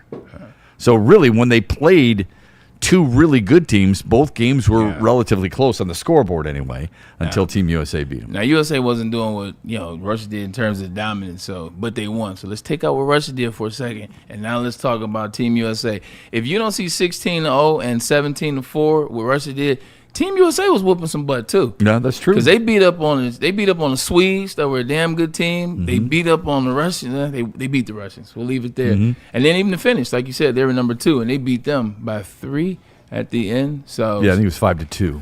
I could be wrong. I think the biggest misconception though about 1980 is most people that aren't tapped in or no, you assume that the Russian game was the gold medal game. Correct. Like that's the common misconception. I didn't realize that until about 9 years ago. Don't tell anybody. Okay, and then you just did, and then they had to beat Finland for the gold, and they struggled, and they were down, right? What did and they say? They came back, I think, in just about every single game because they were losing every single game. Yeah, they scored second in every game in the Olympics. I thought what was interesting in the documentary too is Mike Eruzione said, "Look, perhaps the biggest goal in the Olympics, man. He was really good. He's a leader. The biggest goal in the Olympics might have been the 2-2 game tying goal against Sweden in the opening game. 100%. Which was, I found pretty interesting for him to shed a little bit of light on that. Because he said it basically gave him, for layman's terms now, it gave him that battery pack like, oh, no, okay, we belong here. It's go time. Mm-hmm. Let's turn it up. Because that was his one guy from Minnesota that he told to go home. And he ends up coming back out in there and scoring. Rob McClanahan. 100%. See, that's what I love. You've seen the movie Miracle. I have, right? Okay. So the movie, you're always afraid that much like, I don't know, Moneyball. They're going to cheese it up. Yeah, that they're going to cheese it up. Yeah. And you could tell that a lot of things, so the speech is Hollywood-esque. He didn't say all that. It's pretty cool, but he didn't say all that. What is cool, though, is that he had them skate after they played one of those exhibition games. He turned the lights off. Because all those guys were looking up at the pretty girls. Yeah. So, but he skated them longer than what was led on to in the movie. So that's number one. And number two, the other encouraging thing was that he did challenge his player, McClanahan, who said, you know what? I was about ready to punch him because I gave him everything I could at Minnesota in winning championships. And yet he was calling me out, saying that I'm not tough. Yeah. I'll show you how tough I am. That stuff is real. That's man. real, man. It's good stuff. It was interesting though. Like Herb just got it right. Like you may not like him as an individual, or he may push too hard. He got it right because he made Eruzione made him the captain. He's a BU guy. Yeah. And that was the big thing. It was like the Minnesota guys, the BU guys. Herb figured it out. I can't make one of my guys captain. Yeah. It won't go that far. It'll be more respect. It'll be more heard if I go outside of my camp. He also, and he chose right. He also took an East Coast guy as his starting goalie instead of the guy who won him championships. He did, Janice. Yeah. He said, I found my wife though. Yeah, that was good. Yeah, you watched it. I would encourage anyone, if you got an hour and 20 minutes, hour and 30 minutes, Watch it. It's really good. And if you haven't seen Miracle, you'd absolutely love it. All right, we're back. I promise this time. We're going to talk about Jalen Duren. There's some people, for some reason or another, don't feel like he's an all-star. I don't get that. I think Detroiters should be really proud. I'd like to know how you can say he shouldn't be in there, considering what he's done, and especially what he did last night. He's an all-star. He's deserved. He's only 22. He's going to make a lot of money, but he's a really good basketball player, too. We'll talk about Jalen Duren after this on the Braylon Edwards Show on Woodward Sports after this from Dr. Pierce and Buddies. Armin's been feeling a lot better lately, man. I'm almost at 100%. I promise you, and the guy that got me right is Dr. Pierce. But it wasn't even him. I didn't even see Dr. Pierce. What up, JP? I saw his staff. So when I say Dr. Pierce and the crew can get you right, they can. Don't miss expert insights from Dr. Jeff Pierce at Michigan Sports and Spine. Catch him every Tuesday on Big D Energy, as well as Thursdays right here on the Braylon Edwards Show with Shep. Trust the guy we trust. 248-426-9944 or MichiganSportsandSpine.com. Buddy's Pizza is celebrating 80 years of the original Detroit-style pizza. Grateful to be the hometown favorite. And if you're looking for something really good that is universally accepted and loved for your next big event, go to Buddy's Catering. Menu is packed with fan favorites like, of course, the award-winning pizza, the signature salads, the home-style pastas, and a whole lot more. Woodward Sports wants to make sure you get a deal on it, too. So does Buddy's. Save 20% on your next catering order of $200 or more when you order with this promo code, Woodward20. That is Woodward20. And enjoy the best pizza you can find today. Why do we fight? We fight to protect the innocent, to hold the powerful accountable, to bring the oppressors to justice. Why do we fight? We fight to secure and preserve our civil liberties, to get each and every one of our clients the justice they deserve, and to make the lives of real people just like you whole again. ThenFights.com.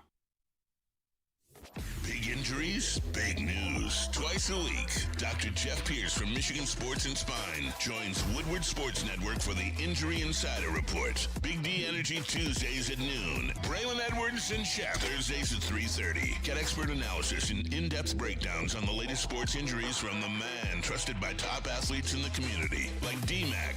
Whether it's the Lions, Pistons, Tigers, or Red Wings, Dr. Pierce talks us through it all. Don't miss the Injury Insider Report with Dr. Jeff Pierce, your go-to source for understanding the impact of injuries on the games and players we love. Only on Woodward Sports Network. Scan the QR code on the screen or go to MichiganSportsandSpine.com to see if Dr. Jeff Pierce can help you. Like a frostbite straight from the divine. Cold rush on my skin feels so fine. Muscle freeze, the ache. No side effects, no mistake. Chill Sub-Zero, icy and true. Feel the chill. It's all for you. It's not magic, just science play. Chill Sub-Zero. Head to WoodwardSports.com and click on Shop. Get the latest in Detroit sports apparel and exclusive Woodward Sports gear. WoodwardSports.com can get the whole team outfitted. Love the Pistons, Red Wings, and Tigers? We got something for you, too. Shop online at WoodwardSports.com. Sizzle above the rest. Looking for dinner plans? How about you head over to Black Rock Bar and Grill, home of Steak on the Stone. Rock this Valentine's Day with the hottest steak house around. That's a good idea. The only thing hotter than your date is the steak on the stone. Okay, that's a nice play on words. Look, bring your date to Valentine's Day at Block Rock, and this is what we do. We get you 20% off the bill. This is what we do. We make sure that the people that we rock with us as well. You like what I did, Black Rock. 20% off the food bill doesn't sound bad to me. Enough of these around the state where you can find yourself. Now, you just want to make sure, get your reservation early because priority seating, it is going to be mandated. Don't forget to mention Woodward Sports, 20% off Black Rock Bar and Grill. And we back. And we're back. 7 reserves named to the Eastern Conference All-Star team. One of them, Jalen Duren for the Detroit Pistons. Shout out. Amen to that. 100%. He is a first-time All-Star. In each of the last 15 years, this is a really interesting statistic. Each of the last 15 years, there have been at least 4 new All-Star faces. And this year, I believe there are 6. And Jalen Duren is one of them. Kid's averaging, well, he is. He's kind of a kid. He's 22. Yeah. 18 and 10, Kool-Aid? 18 and 10? 18 and 10. 18 and 10? 60% from the field. Not bad, huh? Not bad. Over 70% from the stripe. Okay. Yeah. He's all-star worthy. I don't think there's any question. I'm super happy for him. First of all, he really is one of my favorite guys on this team. He's only 22. You can tell this is so hyperbolic. Look at you over there gushing about your well, guy. you can go ahead. You can tell he really cares, but you can also tell he's worked on his game. All these guys have. I get that. They all work really hard in the offseason. I get that. Cade Cunningham has expanded his game. He's been better in so many different ways. But I think because, and this is not a knock on Kool-Aid, because everybody has the love fest with Cade Cunningham, and it's easy to do that because he's one of the best players in the world, we forget about other guys. And I think people have forgotten about this guy. Somebody said to me earlier today, the reason I don't like him is because he's viewed by people in Detroit as Cade's Robin. Cade's Batman, Jalen Duren is Robin. Yeah. And they don't think he is a Robin. They think they're waiting for the Pistons' Robin. My question to you is, Jalen Duren a Robin? Does it even matter? But he is an all-star. Yeah, it doesn't matter if he's a Robin or not. If you want to say, first of all, I don't like that comment. At the end of the day, pay attention to what you see. This basketball team is winning, and he's one of the biggest reasons why they're winning. That's why he's an all-star. If you want to say he's not the player that you want to see in that number 2 role, then by all means, I get it. Pistons have been talking about trading for Michael Porter Jr., or at least we have been talking about them trading for Michael Porter Jr. for the last 2, 3, 4 weeks. So I understand that. But he's a guy that's gotten better. And kudos to him. Kudos to JB Bickerstaff. Kudos to this staff for what they've done. But it's about the individual. I don't care. You can lead a horse to water. He still has to drink for himself. You can have Cade Cunningham as a great leader, and this is what he's doing. He's running practice, followed by example. You still have to put in the work yourself. And when you see he's putting in that work, you talk about the penalty stripe and how he's shooting. You talk about the efficiency. You know, some of the numbers that he's done. Like he had, one game earlier in the year, he had 30 and 15. 90% hasn't been done since Dwight Howard. Right. Also this season, he and Victor Wembanyama are the only ones that are averaging 18-10 and well, at least 18-10, 60% from the field while they're shooting. He's gotten better with his field goal choices. Also, he's gotten better with his bag. Hey, he's not a guy, we used to just say he was lob guy. He'll have 18, but it's all lobs. Right. Or they're put back dunks. Now he's got a bag. Now he's trying to slowly but surely turn his back to the basket and see what that looks like, facing you up, taking you off the dribble, if you will, if he's inside that 16-foot realm. So I like the progression and the evolution of his game this year. He absolutely deserves to be a star. And realistically, we talk so much about Cade, we forget that what is the stat? The win share? Jalen Duren's got a better win than Cade Cunningham. Let that sit in. I didn't know that. 5.3. That's good information. And here's the other thing. He's doing it on it's really hard to be consistent. I mean, I think that's why we like Cade Cunningham so much. But yeah, it's vital for him. Golden State, 21-13. Next night, Phoenix. A lot of people weren't very good. He was 23-13. Yeah. And then when you get big guys are going, whether LeBron James believes it or not, big guys are going to get hacked inside. All right. Because I know it's not as fast. It's faster today. Yeah, tell that to the Showtime Lakers.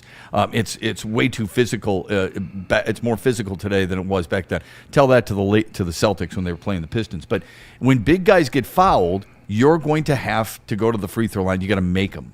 I think stop me if you think I'm wrong here, Kool-Aid and anybody else. I think he suffers from Andre Drummond clone type comparisons. People viewed Andre Drummond at 6'10", 6'11", 250 as nothing but a rebounder, couldn't shoot free throws, and never did anything more than just dunk.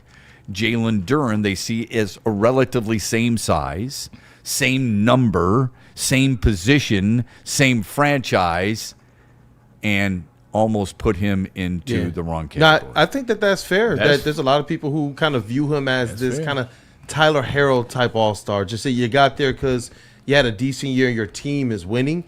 So who else are we going to send? And I think that you're missing the fact that this is a budding star, an emerging star before our eyes. Before the season, Shep, we talked about it on this show. We talked about, hey, what player do we think needs to take that next step for the Pistons to take that next step? We all said Jalen Duren. We talked about the different things we wanted to see him do, become more patient, develop some pet moves. He did a whole lot more than that. The bag that we see him when we were able to go to practice, that we see him working on over the last 2 years, now he's actually putting that to use in the games. And it's, you talk about being able to use now Duren, not just in the paint, not just as a lob threat, not just even as a pick and roll threat, but you can legitimately give him the ball at the top of the key, and he can create. Score, and he can create. Like, his game is, I don't think people get it. There were games where Cade was out and other people were out. Duren was in, and this team still did work behind the big fella. So he backs his way in. He creates.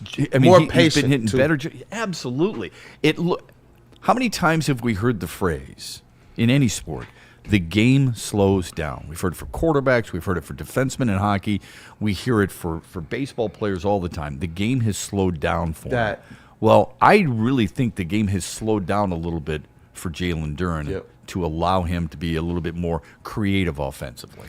Yeah, 100%. I think the game has slowed down for him, but that's the work that he's putting in. I always mentioning when I talk to Jared Jack, and we talked about the work that these players, shout out to Jared Jack, talk about the work that they're willing to put in. Like a lot of times when they're done with games or watching film, they're sitting in, they're getting up shots at the performance center, they're getting up shots on the road. They're living, dreaming, and thinking about basketball, getting to the Eastern Conference Finals, getting into the finals. So they're visualizing, and they're getting better, man. They're working on the game, and it shows. I don't think they're buying into anything else but what they got going on in that building and in that room, and those guys getting better. It doesn't seem like they pay attention to the outside noise. I don't want to say there are untouchables, although I would say Cade Cunningham is. He's pretty close to it for me, Jalen Duren. Yeah. You know, if anybody is suggesting in order for this team to get better that you have to give up one of your all-stars, I believe it would. I mean, I think it's a pretty narrow-minded take.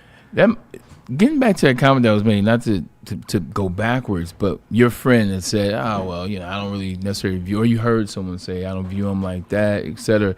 Is that also too them getting nervous because they think if you hype up Jalen Duren too much, then this will make the Pistons, or you think the Pistons won't go make a move? No, I think it's a preconceived notion. Okay, I think it's so it goes. I think it's Drummond? when he was drafted. I think he was drafted by Charlotte, right? Yeah, and then was. Detroit made the move with New York involved. When he became a Piston, and the belief was, okay, this guy's going to be the next best big that Detroit has. And because that first year, he was 19, I might add, he was still learning the league a little bit. And then when I say the dude's averaging a double-double every single year since then for the last 3 years, well, he's 6'10". Wait a minute. Just because you're 6'10" doesn't mean you're going to average a double-double. Chuck Nevitt was 7'2". He didn't average a double-double. Sean Bradley was 7'3", wasn't as good as Jalen Duren. So don't give me that you're going to take away from him his size and his strength. It's not fair. A lot of people dunked on Sean Bradley. A lot of people did, yeah. A lot of people did. 7'6" never looked so short. Exactly, 7'6". I said 7'3". But yeah, so you know that you're right. That's the whole thing. I think it goes back to the preconceived notion. This is who I expected somebody to be. He wasn't that right away. I look foolish in thinking that I'm not going to get burned again. And I think there's a lot of athletes, by the way, who I think go through that. Okay, I think Spencer Torkelson suffered through that too. To a certain extent, Riley Green suffered through that. I think Jalen Duren, for some people, I'm not saying all, but for some people, that's how it kind of played out for Jalen Duren. I'm happy for the kid. It's awesome. And it goes back to, like you said, kid.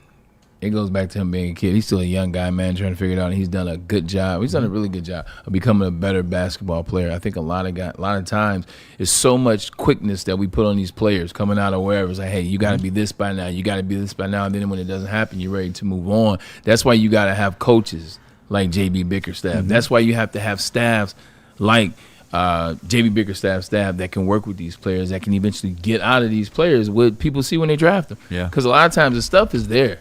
It's just you don't have the guys to mold him. You don't have the guys to take that clay and shape it into what it's supposed to be or what it could be. Yeah, you're right. I think at 22, you're still a kid. You would know this better than I would. At what point do you stop being a kid? At what point? I mean, Tate Ratledge said that this year.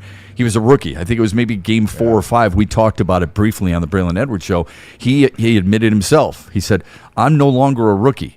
Well, when is Jalen Duren no longer a kid? It doesn't matter to me because he's an all-star. You're not taking that away from him. It's well-deserved, and the coaches voted on it. There's merit there. But I wonder at what point do I stop referring to him as a kid, and does anybody stop referring to him as a young player? I think it's just two different things. I think he's a young player at this point. Like, he's done 3 years. He went to the playoffs last year. He's 22 years. Like, he's a kid, Shep, to us off the court. Like, when we see him, it's a 22-year-old kid. Hey, how you doing, young man, et cetera, et cetera. On that court, no, he's dialed in. This is 4 years he had, 3 years as a starter. He made it to the playoffs last year. He's an all-star now. There's going to be 18, 19-year-old players that are looking at him, and I guarantee you they're looking at him as an experienced veteran in this league. They're not looking at him as my peer, because you're not. Yeah, because you know how I always bring up, in talking with scouts and upper management in baseball over the years, how many at-bats is enough to judge a player? And they say 1,500 major league at-bats, okay? 1,500. How many would it be? How many games do you have to play? Man, that's a lot. It is, but it shows you the adjustment. How many games do you have to play in the NBA before you're no longer a quote-unquote kid? He's played 250 games. Yeah. That's a lot of games. And I know this, though. He's played more games. After this offseason and this free agency, the expectations are going to be right at his feet, and it's going to be a little bit more hot than it is now. I think right now, obviously you go through the growing pains while you're on your rookie contract, but he's definitely earned a whole lot more money than some of us thought. You're going to have to go out there and work for it. He's already there. And so I think when that contract sets in, there's going to be a whole lot more people who are whole lot less lenient on James And he's Harden. worked for that. You're right, Kool-Aid. Earned it. He is going to get filthy rich in the offseason. Yeah. And based on NBA standards, okay, he deserves it. But understand this, as much as I like him, next year when we're talking about this, view it differently. No, if he's not performing up to standards, he'll get called out, just like anybody would get called out, right? Yeah, that's what I meant. I meant by viewing him differently. I'm like, there's expectation that comes when you get paid. You know that better than anybody. 1,000%. When you're a Pro Bowler, the expectations for you, when you get 16 touchdown catches in a year, they want more the next year. I didn't have one thing to say about Jared Goff until he got paid $53 million, and then my conversation changed. It's true. Amen. It's true. Like the really good line, why you had to go $3 million above, I don't understand. Just a quick thought here on the All-Star festivities in general. You're going to have 3 different teams, two teams for Team USA, and then an international team. Do you think it's so hard just to go international against Team USA? Why can't Cade Cunningham and Jalen Duren and Jaylen Brown and those guys lead the American team? And then you can have Doncic and Sabonis and Shai Gilgeous-Alexander and those guys lead the international team. Wouldn't that be better for basketball, or am I the old guy in the room thinking that's too simplistic? I almost feel like they want it. It's too much. It's too much like right. That's what my grandma is. It's too much like right. Like, what does that mean? Like, it makes sense. It makes sense. People don't do what makes sense. They go the opposite way. One is too much like right. Two, I don't know if it's because it's too much like right or do you create tension? It may expose the United States. Exactly. That part. It may expose American players. That part. I think that's the concern. Yep, yeah. I agree. That part. All right, quick timeout when we come back. Isn't that crazy? It is crazy. I do. We've got Braylon. Wembanyama and Shea. Like, it's like, and then that would be awesome. But also too, like, but I'd love to see him guarding Wembanyama. Like, everybody's won MVP is foreign. Well, the last 5 years, right? I think is what it is. Starting 5. That's a starting 5. Giannis, Jokic, throw Luka on there, Shea, and then Wemby. That's tough. Who would be Team USA starting 5? Who do you think it would be? One of them's hurt. Right now, Cade. It would be Cunningham. Steph's still on there. Steph would still be on there. Would Maxey? That's a lot of guards. Mitchell's a guard. 80s hurt. I think the controversy Jalen is Johnson. What do you go for the big? Do you go Karl Anthony Towns? You'd have to. Do you go Jalen Duren? You can do both. Who's the starter, you're saying? Yeah. They can both be on the team, but yeah, the starter. It'd probably be Karl Anthony Towns, just because of the leader or the Grizzlies. I need that defense. It's like, it's gonna be man. Kawhi Leonard would be on it then. I mean, that dude's led the league in scoring and assists since December 20th, and he didn't make the team. Hold on, here's the thing. Was he on the juice like his homeboy? I don't know. He on the juice like PG. Come on, PG. Come on, PG. Just hang him up. You made $400 million. There's no need to cheat at 38. And ruin your reputation. Jeez, you know what the reputation is for Lady Jane's? It's a good one. Yeah. It's a really good one. That it's a clean place. The ladies are lovely, and they love to take care of you, and they do a great job in making you look handsome. Lady Jane's Haircut for Men, it is fantastic, and it really takes care of your busy day. They know you've got a regiment, that you have a certain amount of time to get your hair cut. You come in, you sign in, and you're out the door. Lady Jane's Haircuts for Men. It's wicked awesome. Why do we Come fight? on, PG. We fight to protect the innocent, to hold the powerful accountable, to bring the oppressors to justice. Why do we fight?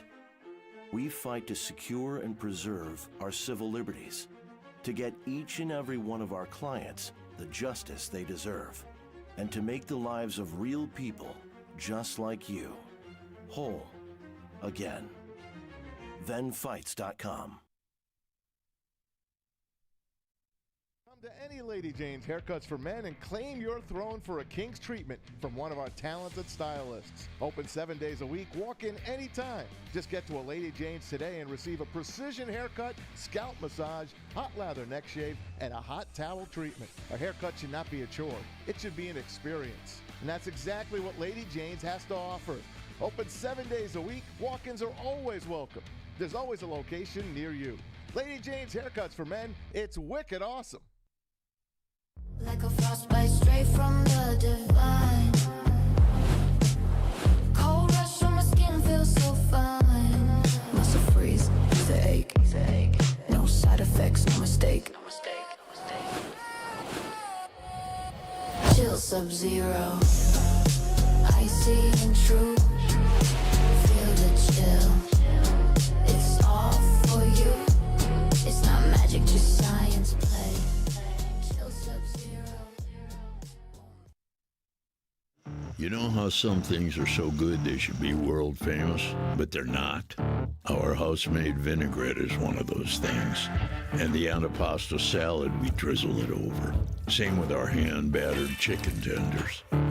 Original recipe soups and pasta sauces. It's almost as if our original, world-famous Detroit-style pizza is mocking them. And that's not very nice. Find your sun with Sun Cruiser Vodka Iced Tea. Made with real iced tea and real vodka. Cold, refreshing, and made for moments like these all year long. Let the good times cruise with Sun Cruiser. Back. Got that DJ. We are back. What's up, Shepard? We back in the building, man? We're back We in are the back building. in the building. Feeling I good? don't think I've left this building for a while, but yeah, we're back in the building. You been here for a minute. I got a quick question regarding the National Football League, okay? And then we'll get to Braylon's bums and Braylon's... Ballers. Huh? Ballers. Yeah. That's like my French version of ballers. Oh, ballers and Ballers. bums. There was a report that the Raiders are going to hire Clint Kubiak, Seattle's offensive coordinator, as their next head coach. When the Super Bowl ends, he's going to be their new head coach.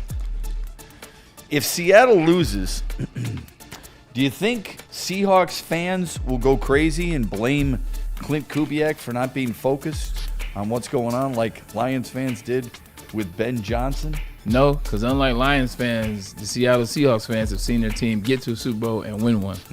So, like, now there's a different patience, there's a different tolerance, and then also this is a different head coach. You know, this is no longer Pete Carroll. So you've basically seen your team go to the Super Bowl, win a Super Bowl, go to another one, lose one, see the regime fall apart, see the regime get back together in 2 years and now be in another Super Bowl.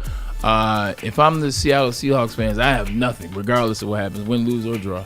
I'm just quiet and waiting. But to answer your question, I know those fans, no, they're going to let McDonald cook because he's chefing the hell out of it right now. He sure is. Yeah. The reason I asked that is because 2 weeks ago, a friend of mine's wife came up to me and said, Matt, I don't know who to root for, the Rams or the Bears. And I said, well, I mean, can you tell me why you'd have a problem rooting for either? And she says, well, Stafford left us. And I said, well, We know the reason why, right? I mean, when you go through as many head coaches and offensive coordinators and the lack of trust, just like fans have the lack of trust. Isn't it crazy that Detroit Lions fans will legitimately talk about why they love Dan Campbell and like why they love this regime, and what they use for it is how bad the organization was before, how much it sucked, how they what's the guy that was there right before Campbell? Oh, was he like Patricia or something? He was terrible, and then this was terrible, and this was terrible, and then tell you Matt Stafford left. Yeah, right. Tell you like I hate Matt Stafford because he left. He left. Yeah. Or even before that, what about Matt Millen? What about Martin Mayhew? Hey, what about Rod Marinelli? You can't. What say about these different coaches that couldn't coach? Those right? two things don't. Yeah, you can't coexist. Yeah, it's really hard. And then she says, "Well, I don't like the Bears." And I said, "Why don't you like the Bears?" Because Ben Johnson left us high and dry. He didn't even try in the game against Washington. And I said, "Well, you realize they scored 30 points, right?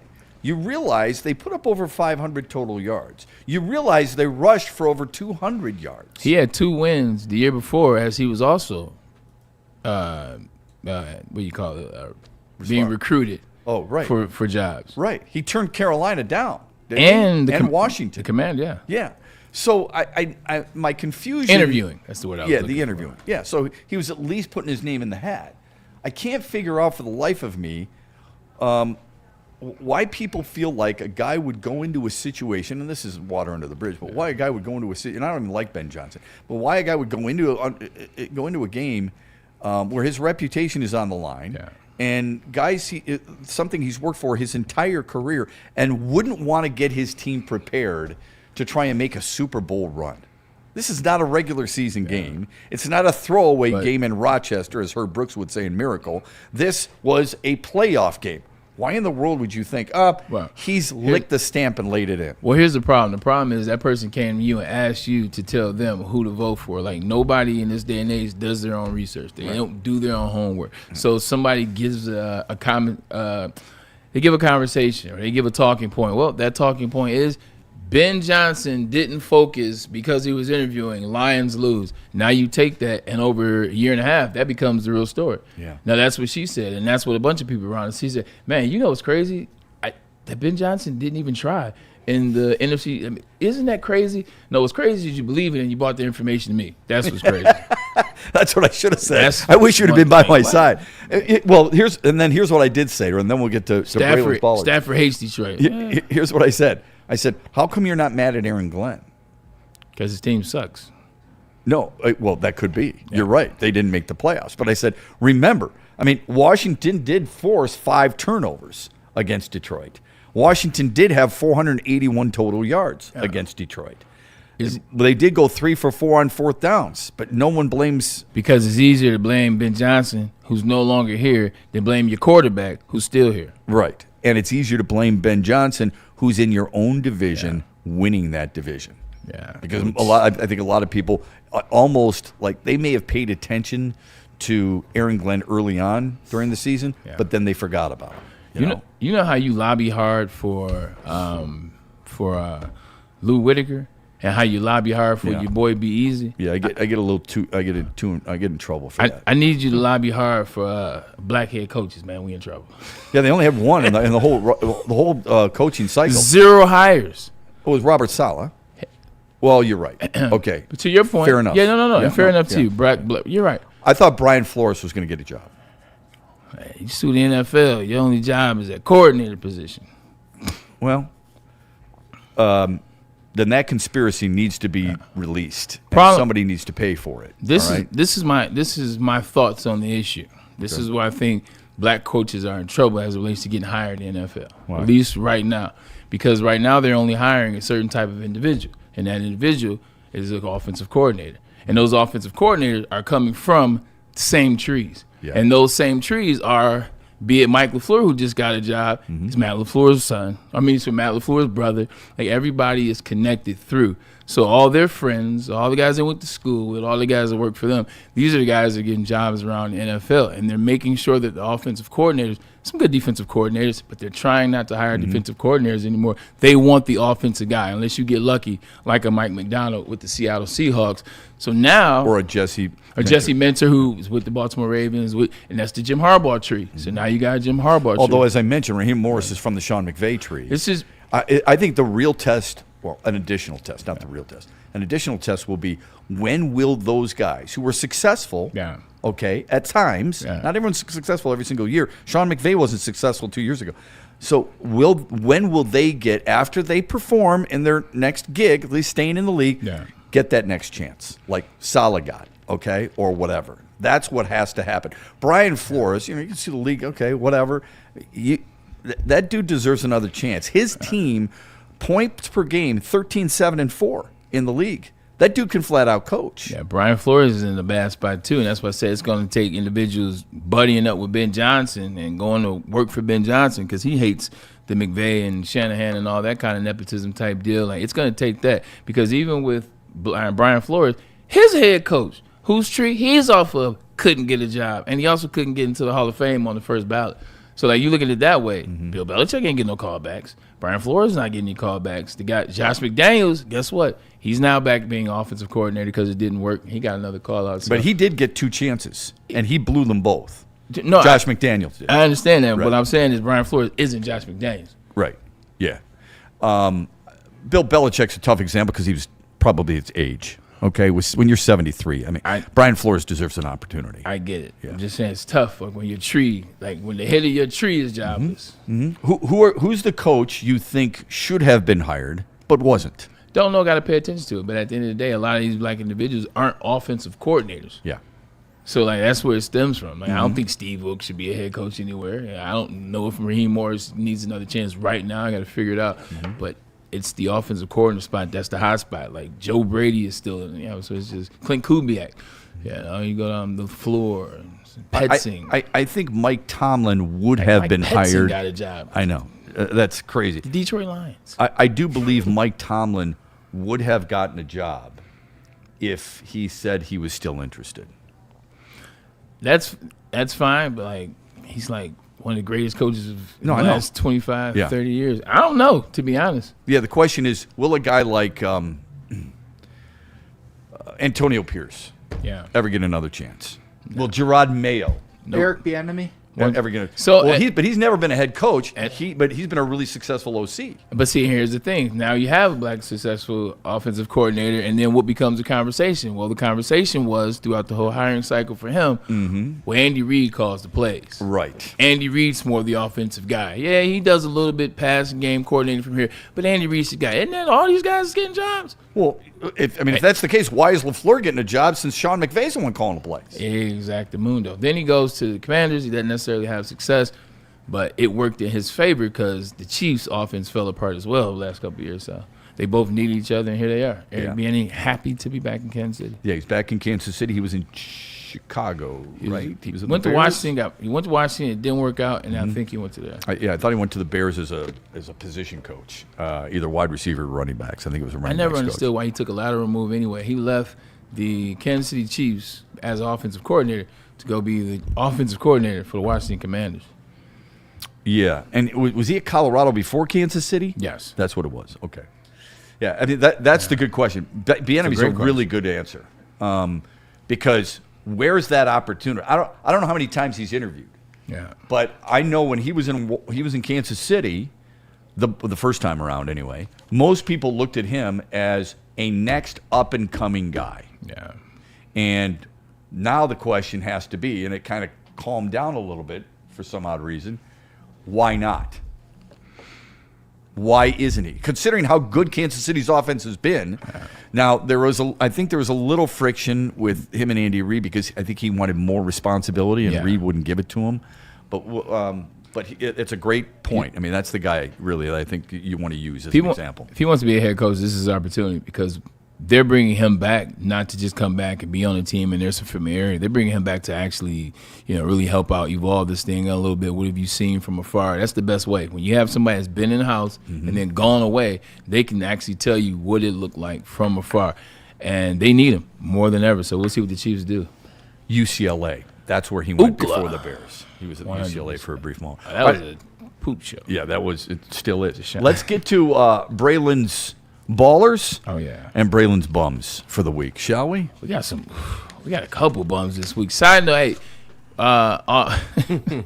honorable mention, did you see the boxer whose toupee came off? Yes. Got uppercutted, his toupee came undone, and then he won the fight, made fun of him, and threw his toupee in the audience. I didn't know he came back and won the fight, though. He won. Oh, wow. Won a split decision. Let me tell you, you have to at that point in time. Yeah. It was. That's a good point. Nothing left to do but win. Like, bro, just let it go. Like, if you have to go get a hairpiece, in which when you go to the barbershop, you got to be the last one to go. It's an hour and 45-minute process, however long that process takes, just for you to get uppercutted and your glue, because the sweat has run through that glue. Just go bald headed. Bald is beautiful anyway. You're a boxer. Yeah, all kinds of Give people me are bald these bald-head days. boxers. They love them. Yeah. Yeah, so he could be honorable mention, but yeah. All right, let's go. Give me your baller and your bum for the week. Man, there was some good ones, man. Like, I can do Yaxel Lindenberg, or I can just go Dusty May, or I can go Michigan for the baller side of things. But you know what? I'm not going to do that, man. I'm going to take a step back and have some fun. I'm going to go with the 16-year-old named by the name of Sam Rue. First 17 and under individual to break the 4-minute mile. Yikes. Shout out to Sam Ruth, 16 years old. The brother ran a 3:48.88. He was cooking with grease. I remember watching the Steve Prefontaine movie when I was young. I said, man, breaking that 4-minute mile, that must be the thing. Got in the track, really watched that, kind of paid attention to that. To see in 2025, 16-year-olds are running 3:48.88. This is crazy. He hasn't been hanging out with Paul George, has he? No. He's been hanging out with young Quincy Wilson. Yeah, young Quincy, 4x4 men's Olympic. You know what I'm talking about. But these kids, they're just faster and faster, more access to the technology, the advancements, the training, the diets. It's just getting faster and faster. Like, there had never been a 16-year-old to break 4 minutes. Shep, he broke it by 11 seconds and 2/10. Boston University. That's crazy. 3 minutes and 48 seconds. All right, guys, how far could you run in 3 minutes and 48 seconds? Like right now, you don't count. You had a stretch. You don't count. What's up with the stretch? Kool-Aid, 3 minutes. I put 3 minutes and 48 seconds on the clock. How far are you going? I can give Kool-Aid 300 meters. At least half a mile. Half a mile? Yeah. Like no stretch? Yeah. Okay. Okay. Yeah, kid Kool-Aid and I, we do get up and go running.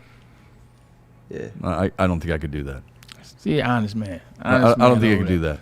Give me baller right there. Give me 16. That's crazy. 16 That's years fantastic. And that's absolutely crazy. That's nuts, man. Thank you for the education. 100%. I didn't know about it. 100%. My Braylon's baller is, as you mentioned before, Michigan basketball. Yeah. For them to be up 18 and then be down and then go on that run in the last 6.5 minutes. They scored on 11 of their last 12 possessions. They held State to just 3 baskets over the final 6.5 minutes. And with the win at the Breslin Center, which is, I would argue, one of the toughest. I was talking to Jimmy King, your friend of mine, the other day. Toughest places to win. He said Purdue 1. He and I agreed. I said Breslin Center 2. He said Iowa Football 2. Yeah. So I found that interesting because I know you've talked about Iowa, that it's underrated. So the first time that Michigan has won there since 2018, Wolverines are 20-1. Here's more impressive. They're 5-0 against ranked teams. And then they're 10-0 on the road. Just some FYI. Yeah, man. That's my baller for the week. Yeah, 100%. Fears low-key could be a baller and a bum, considering some of the moves he pulled. Like, he's a little dirty, SOB, man. He almost broke some ankles in there. Don't get me wrong, I get it. It's rivalry. But he had some moments in there where it was like, I'm gonna need you to pull back a little bit. You're doing a little bit too Chill out much. just a little bit. But he played a hell of a game. He's a hell of a player. Yeah, Really is. Shout out to him. Anybody got a baller? Baller. For me, No? it's naturally Jalen Duren. You know, shout out to Jalen Duren. Way to expand your horizon a For little bit. becoming Great an job. all-star. You know who almost would have been almost gonna be my baller, and I still almost made him a baller, even still. But I didn't like the way he fell apart at the end, man. And that age, the youth, I think that thing played him. Oh, Djokovic was right there. I gotta go with Patrick Kane. Novak Djokovic was right there. He won the first game. That's it. You said what? He won the first set. That's it. But they only played 3 sets in the finals, and he had match point. I thought they played. I thought Alcaraz won the last 3 sets. Right? It's the first 1 to 3 out of 5. Yeah. Yeah. So he won the first set. I gotta look at it I again. was rooting for him at 38. I was rooting for him. But Alcaraz, 22 years old, to be already the Grand Slam. He's got 7 majors already. It's unbelievable. That dude is he is a money player. Yeah, 100%. At 22. What did you say, Cam? I'm sorry. Patrick Kane. Patrick Kane. Oh, good one. Yeah. There you Patrick go. Kane. Breaking the record. I really wish he would have shown up against Colorado, but I'm with you on that. It's. I mean, for you to become the all-time point leader in American hockey history, it's something else. Let's get to Braylon's bum. Who's your bum? Kwesi Adolfo-Mensah, who is. I'm just laughing at his face on this picture. Like, he looks like, I'm about to get fired, right? You know they're gonna fire me right now. That's what this picture looks like. But he's the general manager for the Minnesota Vikings, and I look at him. You can call him a scapegoat all you want to. I look at him as somebody that was hired, put in a position that maybe he wasn't ready for it. You look at what they were last year. The Minnesota Vikings won 13 games, 13-4, only second to the 14. Excuse me, Lions won 15. Yep. So they won 14 games last year. You legitimately had in your building. You had Sam Darnold, who is currently playing in the Super Bowl. You had Daniel Jones, who for a good part of early season actually was even mentioned in the MVP. You had this guy and this guy in your building, and somehow you chose not to bring Sam Darnold back. You chose not to sign Daniel Jones, who the deals fell apart, by the way. They were trying, then all of a sudden they said, we don't know. It got a little long, and they fell apart. Daniel Jones ends up with the Indianapolis Colts. Then you go out and say, I'm good. I'm getting Sam Howell. There we go. Let me go get Sam Howell. Shout out to UNC. Well, since Drake May's going to be good, maybe we need ourselves a UNC quarterback too. You go get Sam Howell. That goes terribly awry. And then the head coach, Kevin O'Connell, has to make you go out and get another quarterback. That quarterback who is Carson Wentz, who was injured from the time they brought him in. Yeah. We saw how that thing played out. And then when J.J. McCarthy didn't work, get injured again, here comes Brosmer. You legitimately had a quarterback in there that could have got you, especially with the way the NFC was set up this season, your own division. The Lions were vulnerable. The Packers were vulnerable. The Bears were vulnerable. Sure. Like, you legitimately could have won this division if you would have had Sam Darnold. You could have probably got second in this division if you would have had Daniel Jones, but you didn't make any of those moves. And then you wasted the season. You had the number 4 defense in the league. Let me throw that in there. Yeah. You had the number 4 defense in the league. Your skill set, for the most part, was healthy for the majority of the year, with the exception of Aaron Jones, a little bit in and out in the beginning. What did Justin Jefferson say just the other day? He said, all they were missing. we would have been better off with Sam Darnold at quarterback. And that's not a knock. I mean, it's obvious, but you got your best player on either side of the ball admitting that. Yeah, and I'm not – and it isn't because Sam Darnold is in the Super Bowl now. You saw what Sam Darnold was that last year. You knew he was good enough to do that. Mm-hmm. And that's what I'm saying. He was good enough to do that. In the same system. If not, go get Daniel Jones, make it cheap. Amen. Hey, so I think that's why he was fired, is because for all those late moves and how they played out, and you're looking at it in the soft season like, why are we watching Sam Darnold in a Super Bowl? Yeah. And we didn't make the playoffs. Oh, and by the way, he has not drafted a Pro Bowler. Nope. He took 2 weeks off for paternity leave. Yep. And it is believed, at least people in Minnesota have said, he rarely goes to college games or college bowl games. Yeah. So you're supposed to go to the Senior Bowl. What are you doing? How are you not getting to know these guys? Now, with that being said, he's the bum. He can take it. He can have it in this situation. Now, let's make this above his pay grade, because it is. Whatever's going on with the ownership of the Minnesota Vikings, which is similar to the ownership in a couple of these other franchises, kind of like the Dallas Mavericks, if you will, and some other these places, these new ownership groups that don't necessarily know what they're doing. because I guarantee you he's not drafting J.J. McCarthy. I guarantee you he didn't draft J.J. McCarthy. I guarantee you he's falling on the sword for that move, but all the other stuff around it have something to do with him. My Braylon's bum is the Detroit Tigers for their lack of movement so far. The Reds signed Eugenio Suarez to a 1-year, $15 million contract. I originally did not want Eugenio Suarez on a long-term deal, but a 1-year deal for $15 million. If the organization is willing to pay Alex Cobb, who made 3 starts last year and was ready to retire, why wouldn't you pay $15 million for Suarez, who, by the way, I don't think makes your defense better at all. I don't like him defensively at all, and I think your infield defense is terrible. But he can hit the ball out of the ballpark. He's going to give you, on average, he's going to hit in the mid-30s home runs. Okay, yeah. Had 49 last year, 118 RBIs. Had 118 RBIs that would have led your team. Okay, what is this team missing? So with the 49 Jacks, a power right-handed bat. Right? We talk about the Pistons missing shooting.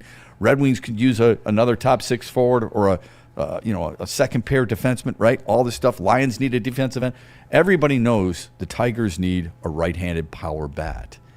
They had a chance to do that. And again, 1-year deal. That's all I'm talking about. Now, instead, you're going to have Colt Keith at third base. You'll have Zach McKinstry at third base. Both are lefties. Neither one hits for a lot of power. Where's the power from the right side going to come from? Yeah. Now, if you think one of your young guys is coming up, that's great. I'm talking, again, $15 million. You traded for Chris Paddock at the end of the year. You traded for Charlie Morton at the end of the year. You signed Alex Cobb, who didn't start a game for you. Barely dressed. He could have just played dominoes in the clubhouse all season long and collected a $15 million check. This team is coming back with the same, Fangraphs has them projected. And it's not the Bible, but they're usually pretty close. 83 wins. 83 wins, along with Kansas City and a 49% chance of making the playoffs. And that would piss me off. With 83 wins, this team should be better than that. They've had some things that they've needed addressed, and they haven't addressed them. So that's the bum. Detroit sports town, man. You're waiting for the move. I thought about Steve Tisch, the owner of the Giants, the guy who produced Risky Business and Forrest Gump, but his name mentioned too often in the Jeffrey Epstein files. I didn't go there. That was those names. They coming out hot this weekend. They sure are coming out hot. How about some? A lot of people on them private jets this weekend. What? How about some? How about some super chats? Yeah, we got 8 super chats in here. The people have been smashing that like button and supporting. Thank you guys for being here. If you didn't get the opportunity to, go ahead and smash that like button to support the boys. But middle-aged sneaker chick sends in a $5 super chat. She says, "I don't have a dog in a fight. So every time U of M and MSU play each other, I wear a Switzerland shirt. If you know, you know." I like that. I like that. Yeah, there's nothing wrong with going neutral. I'm all right with that. But listen, I've gone to a lot of Tell Dan Campbell that. Yeah. I've gone to a lot of Michigan State football games because my daughter goes to school there, okay, and she's about to graduate. Yeah. I went to a lot of football games because I want to go up and I want to see my daughter, but I want to support too. I wear, neutral colors because my son works for the University of Michigan football program, and my daughter goes to State. I've spent as much money at State as I have at Michigan, so I'll wear Lion stuff or Piston stuff. People kill me with that neutral stuff, though. Like, there's no such thing as neutrality when it comes to this. I don't care if you don't have a dog in the fight. You still have somebody that you naturally lean towards. That's real, because there's other sports where I'm like, man, I have a dog in the fight. I know who I naturally Eventually, you're going to end up rooting for somebody. 100%. Yeah. And that person that you're going to eventually root for, you were already subconsciously rooting for. You just didn't want to let me know. Exactly. And I love middle-aged sneaker chick. She knows that. But 100%. You're like a psychologist, man. You know exactly. That is so true. Also, too, with smart people. Like, if you don't have a dog in the fight in the state of Michigan, I guarantee you, when it comes to football, you're naturally going to lean to Michigan. When it comes to basketball, you're naturally going to lean to Michigan State. Because more often than not, you're going to be right if you do that. Any more super chats? That's a good one. Oh, yeah, definitely. Freddie Felt, 313 with the 199 super chat says, "It's very bad to drink Jobu's rum. Very bad." Shout out to Major League. Major League. Well done. I like that. That was an early one. Yeah. Sorry we didn't get to that earlier, Freddie. Sorry about that. I do it myself. It was the furthest home run I've ever seen in a movie. Like, when he finally gets pissed throws Joby aside and hits that home run over the roof. It was like, man, that ball's still going. Yeah, that is a movie, but I hear what you're saying. And Dante 151. I said in a movie. I said in a movie.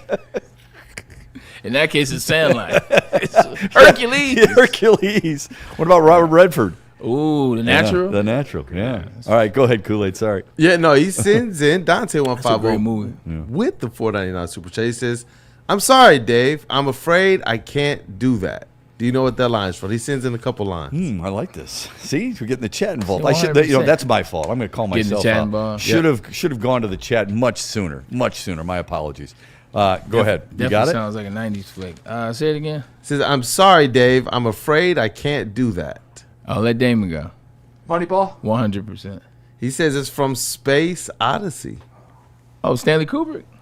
Yep. And the other one I'm is sorry, Dave, I can't do that. Yep. Okay. Then the other line he put was, what the F is this piece of ish? That just seems a little too generic. Seems like a lot of that's He a says lot it's of from movies. Tales of the Crypt. Coming from you. Coming from you. Tales from the Crypt used to be my stuff back in the day. Hey, man, my granny used to have What? I thought that might have been a Samuel L. Jackson quote from what's the movie with him and John Travolta? I just lost it. It's him in that Pulp Fiction. Pulp Fiction. Yeah, I thought it might have been from that, but obviously not. Pulp Fiction is it a classic like everybody says it is, or is it overrated? I think it's pretty damn good. Okay. I get people roll their eyes. Depends on what you consider classic. It wouldn't be a classic for me, but I understand why for some people It's a cult classic because of how it. Yeah, I think it is. Yeah. Yeah. I think it's overrated. Sort of like Rounders. I think it's a really good movie. It's overrated though. Rounders is a good movie. Now, that's one of my favorite movies. Is it? What? Come on, man. Ed Norton. Come on, man. You got a lot of favorite movies. Well, when you watch as many movies I watch, man his money. Listen, next time you got to do when you do the famous movie lines. Yeah. Make sure you got the right accent if you're going to give something from Rounders, okay? Yeah. And we have a whole lot more of these super chats in here, but Brian Windhorst is reporting that Minnesota Timberwolves are aggressively on the Giannis Antetokounmpo trail. Right now, it includes approaching third and fourth teams to get the deal done. So they might have an agreement on the framework between Timberwolves and the Bucks for Giannis. That would be interesting, to say the least. But him and Anthony Edwards together, huh?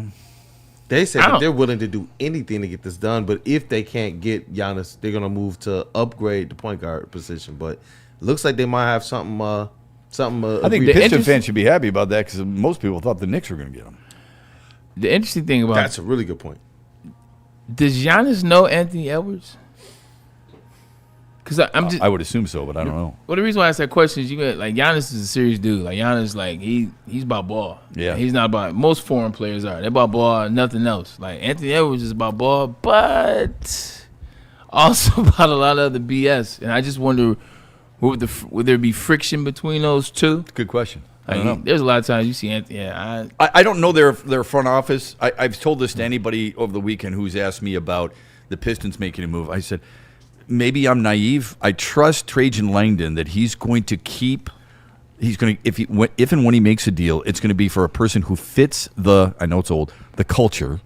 Because look at what he did last year, bringing in those guys, and look at who he's brought in this year. He's not going to make a trade for the sake of making a trade to upset the proverbial apple cart. He's not going to do that. Giannis 1,000% is going to fit wherever he goes. Like I'm giving Giannis that respect. Yeah. He'll fit where he goes. Yeah. It's not about Giannis. It would be on. Yeah, Anthony Edwards. Yeah, Anthony Edwards and a team. Would they even be ready for that? So, and I agree with Shepard. I agree with you on that one, man. It seems like an odd fit, but I guess they're willing to roll that dice. And I thought it was going to be the Warriors, to be honest.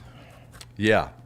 That was my second. I thought it was the Knicks first, then the Warriors. Yeah. They must be going super aggressive, man, to get this done. Miami's the other team that many people thought might be in the mix. Minnesota's losing steam. Shoot, they got all that target money. It's time to spend some of it. They're losing their steam. They had a lot of it. They legitimately were the team. He was the guy. He said he didn't want it, and then they've been struggling.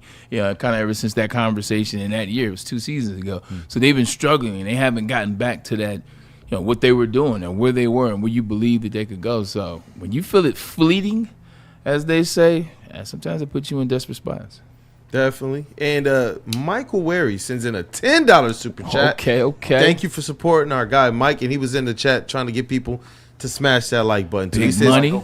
Josh Pascal and Levi Onwuzurike, because of a stipulation in the CBA, players on the final year of a contract can spend the entire season on the PUP or reserve list.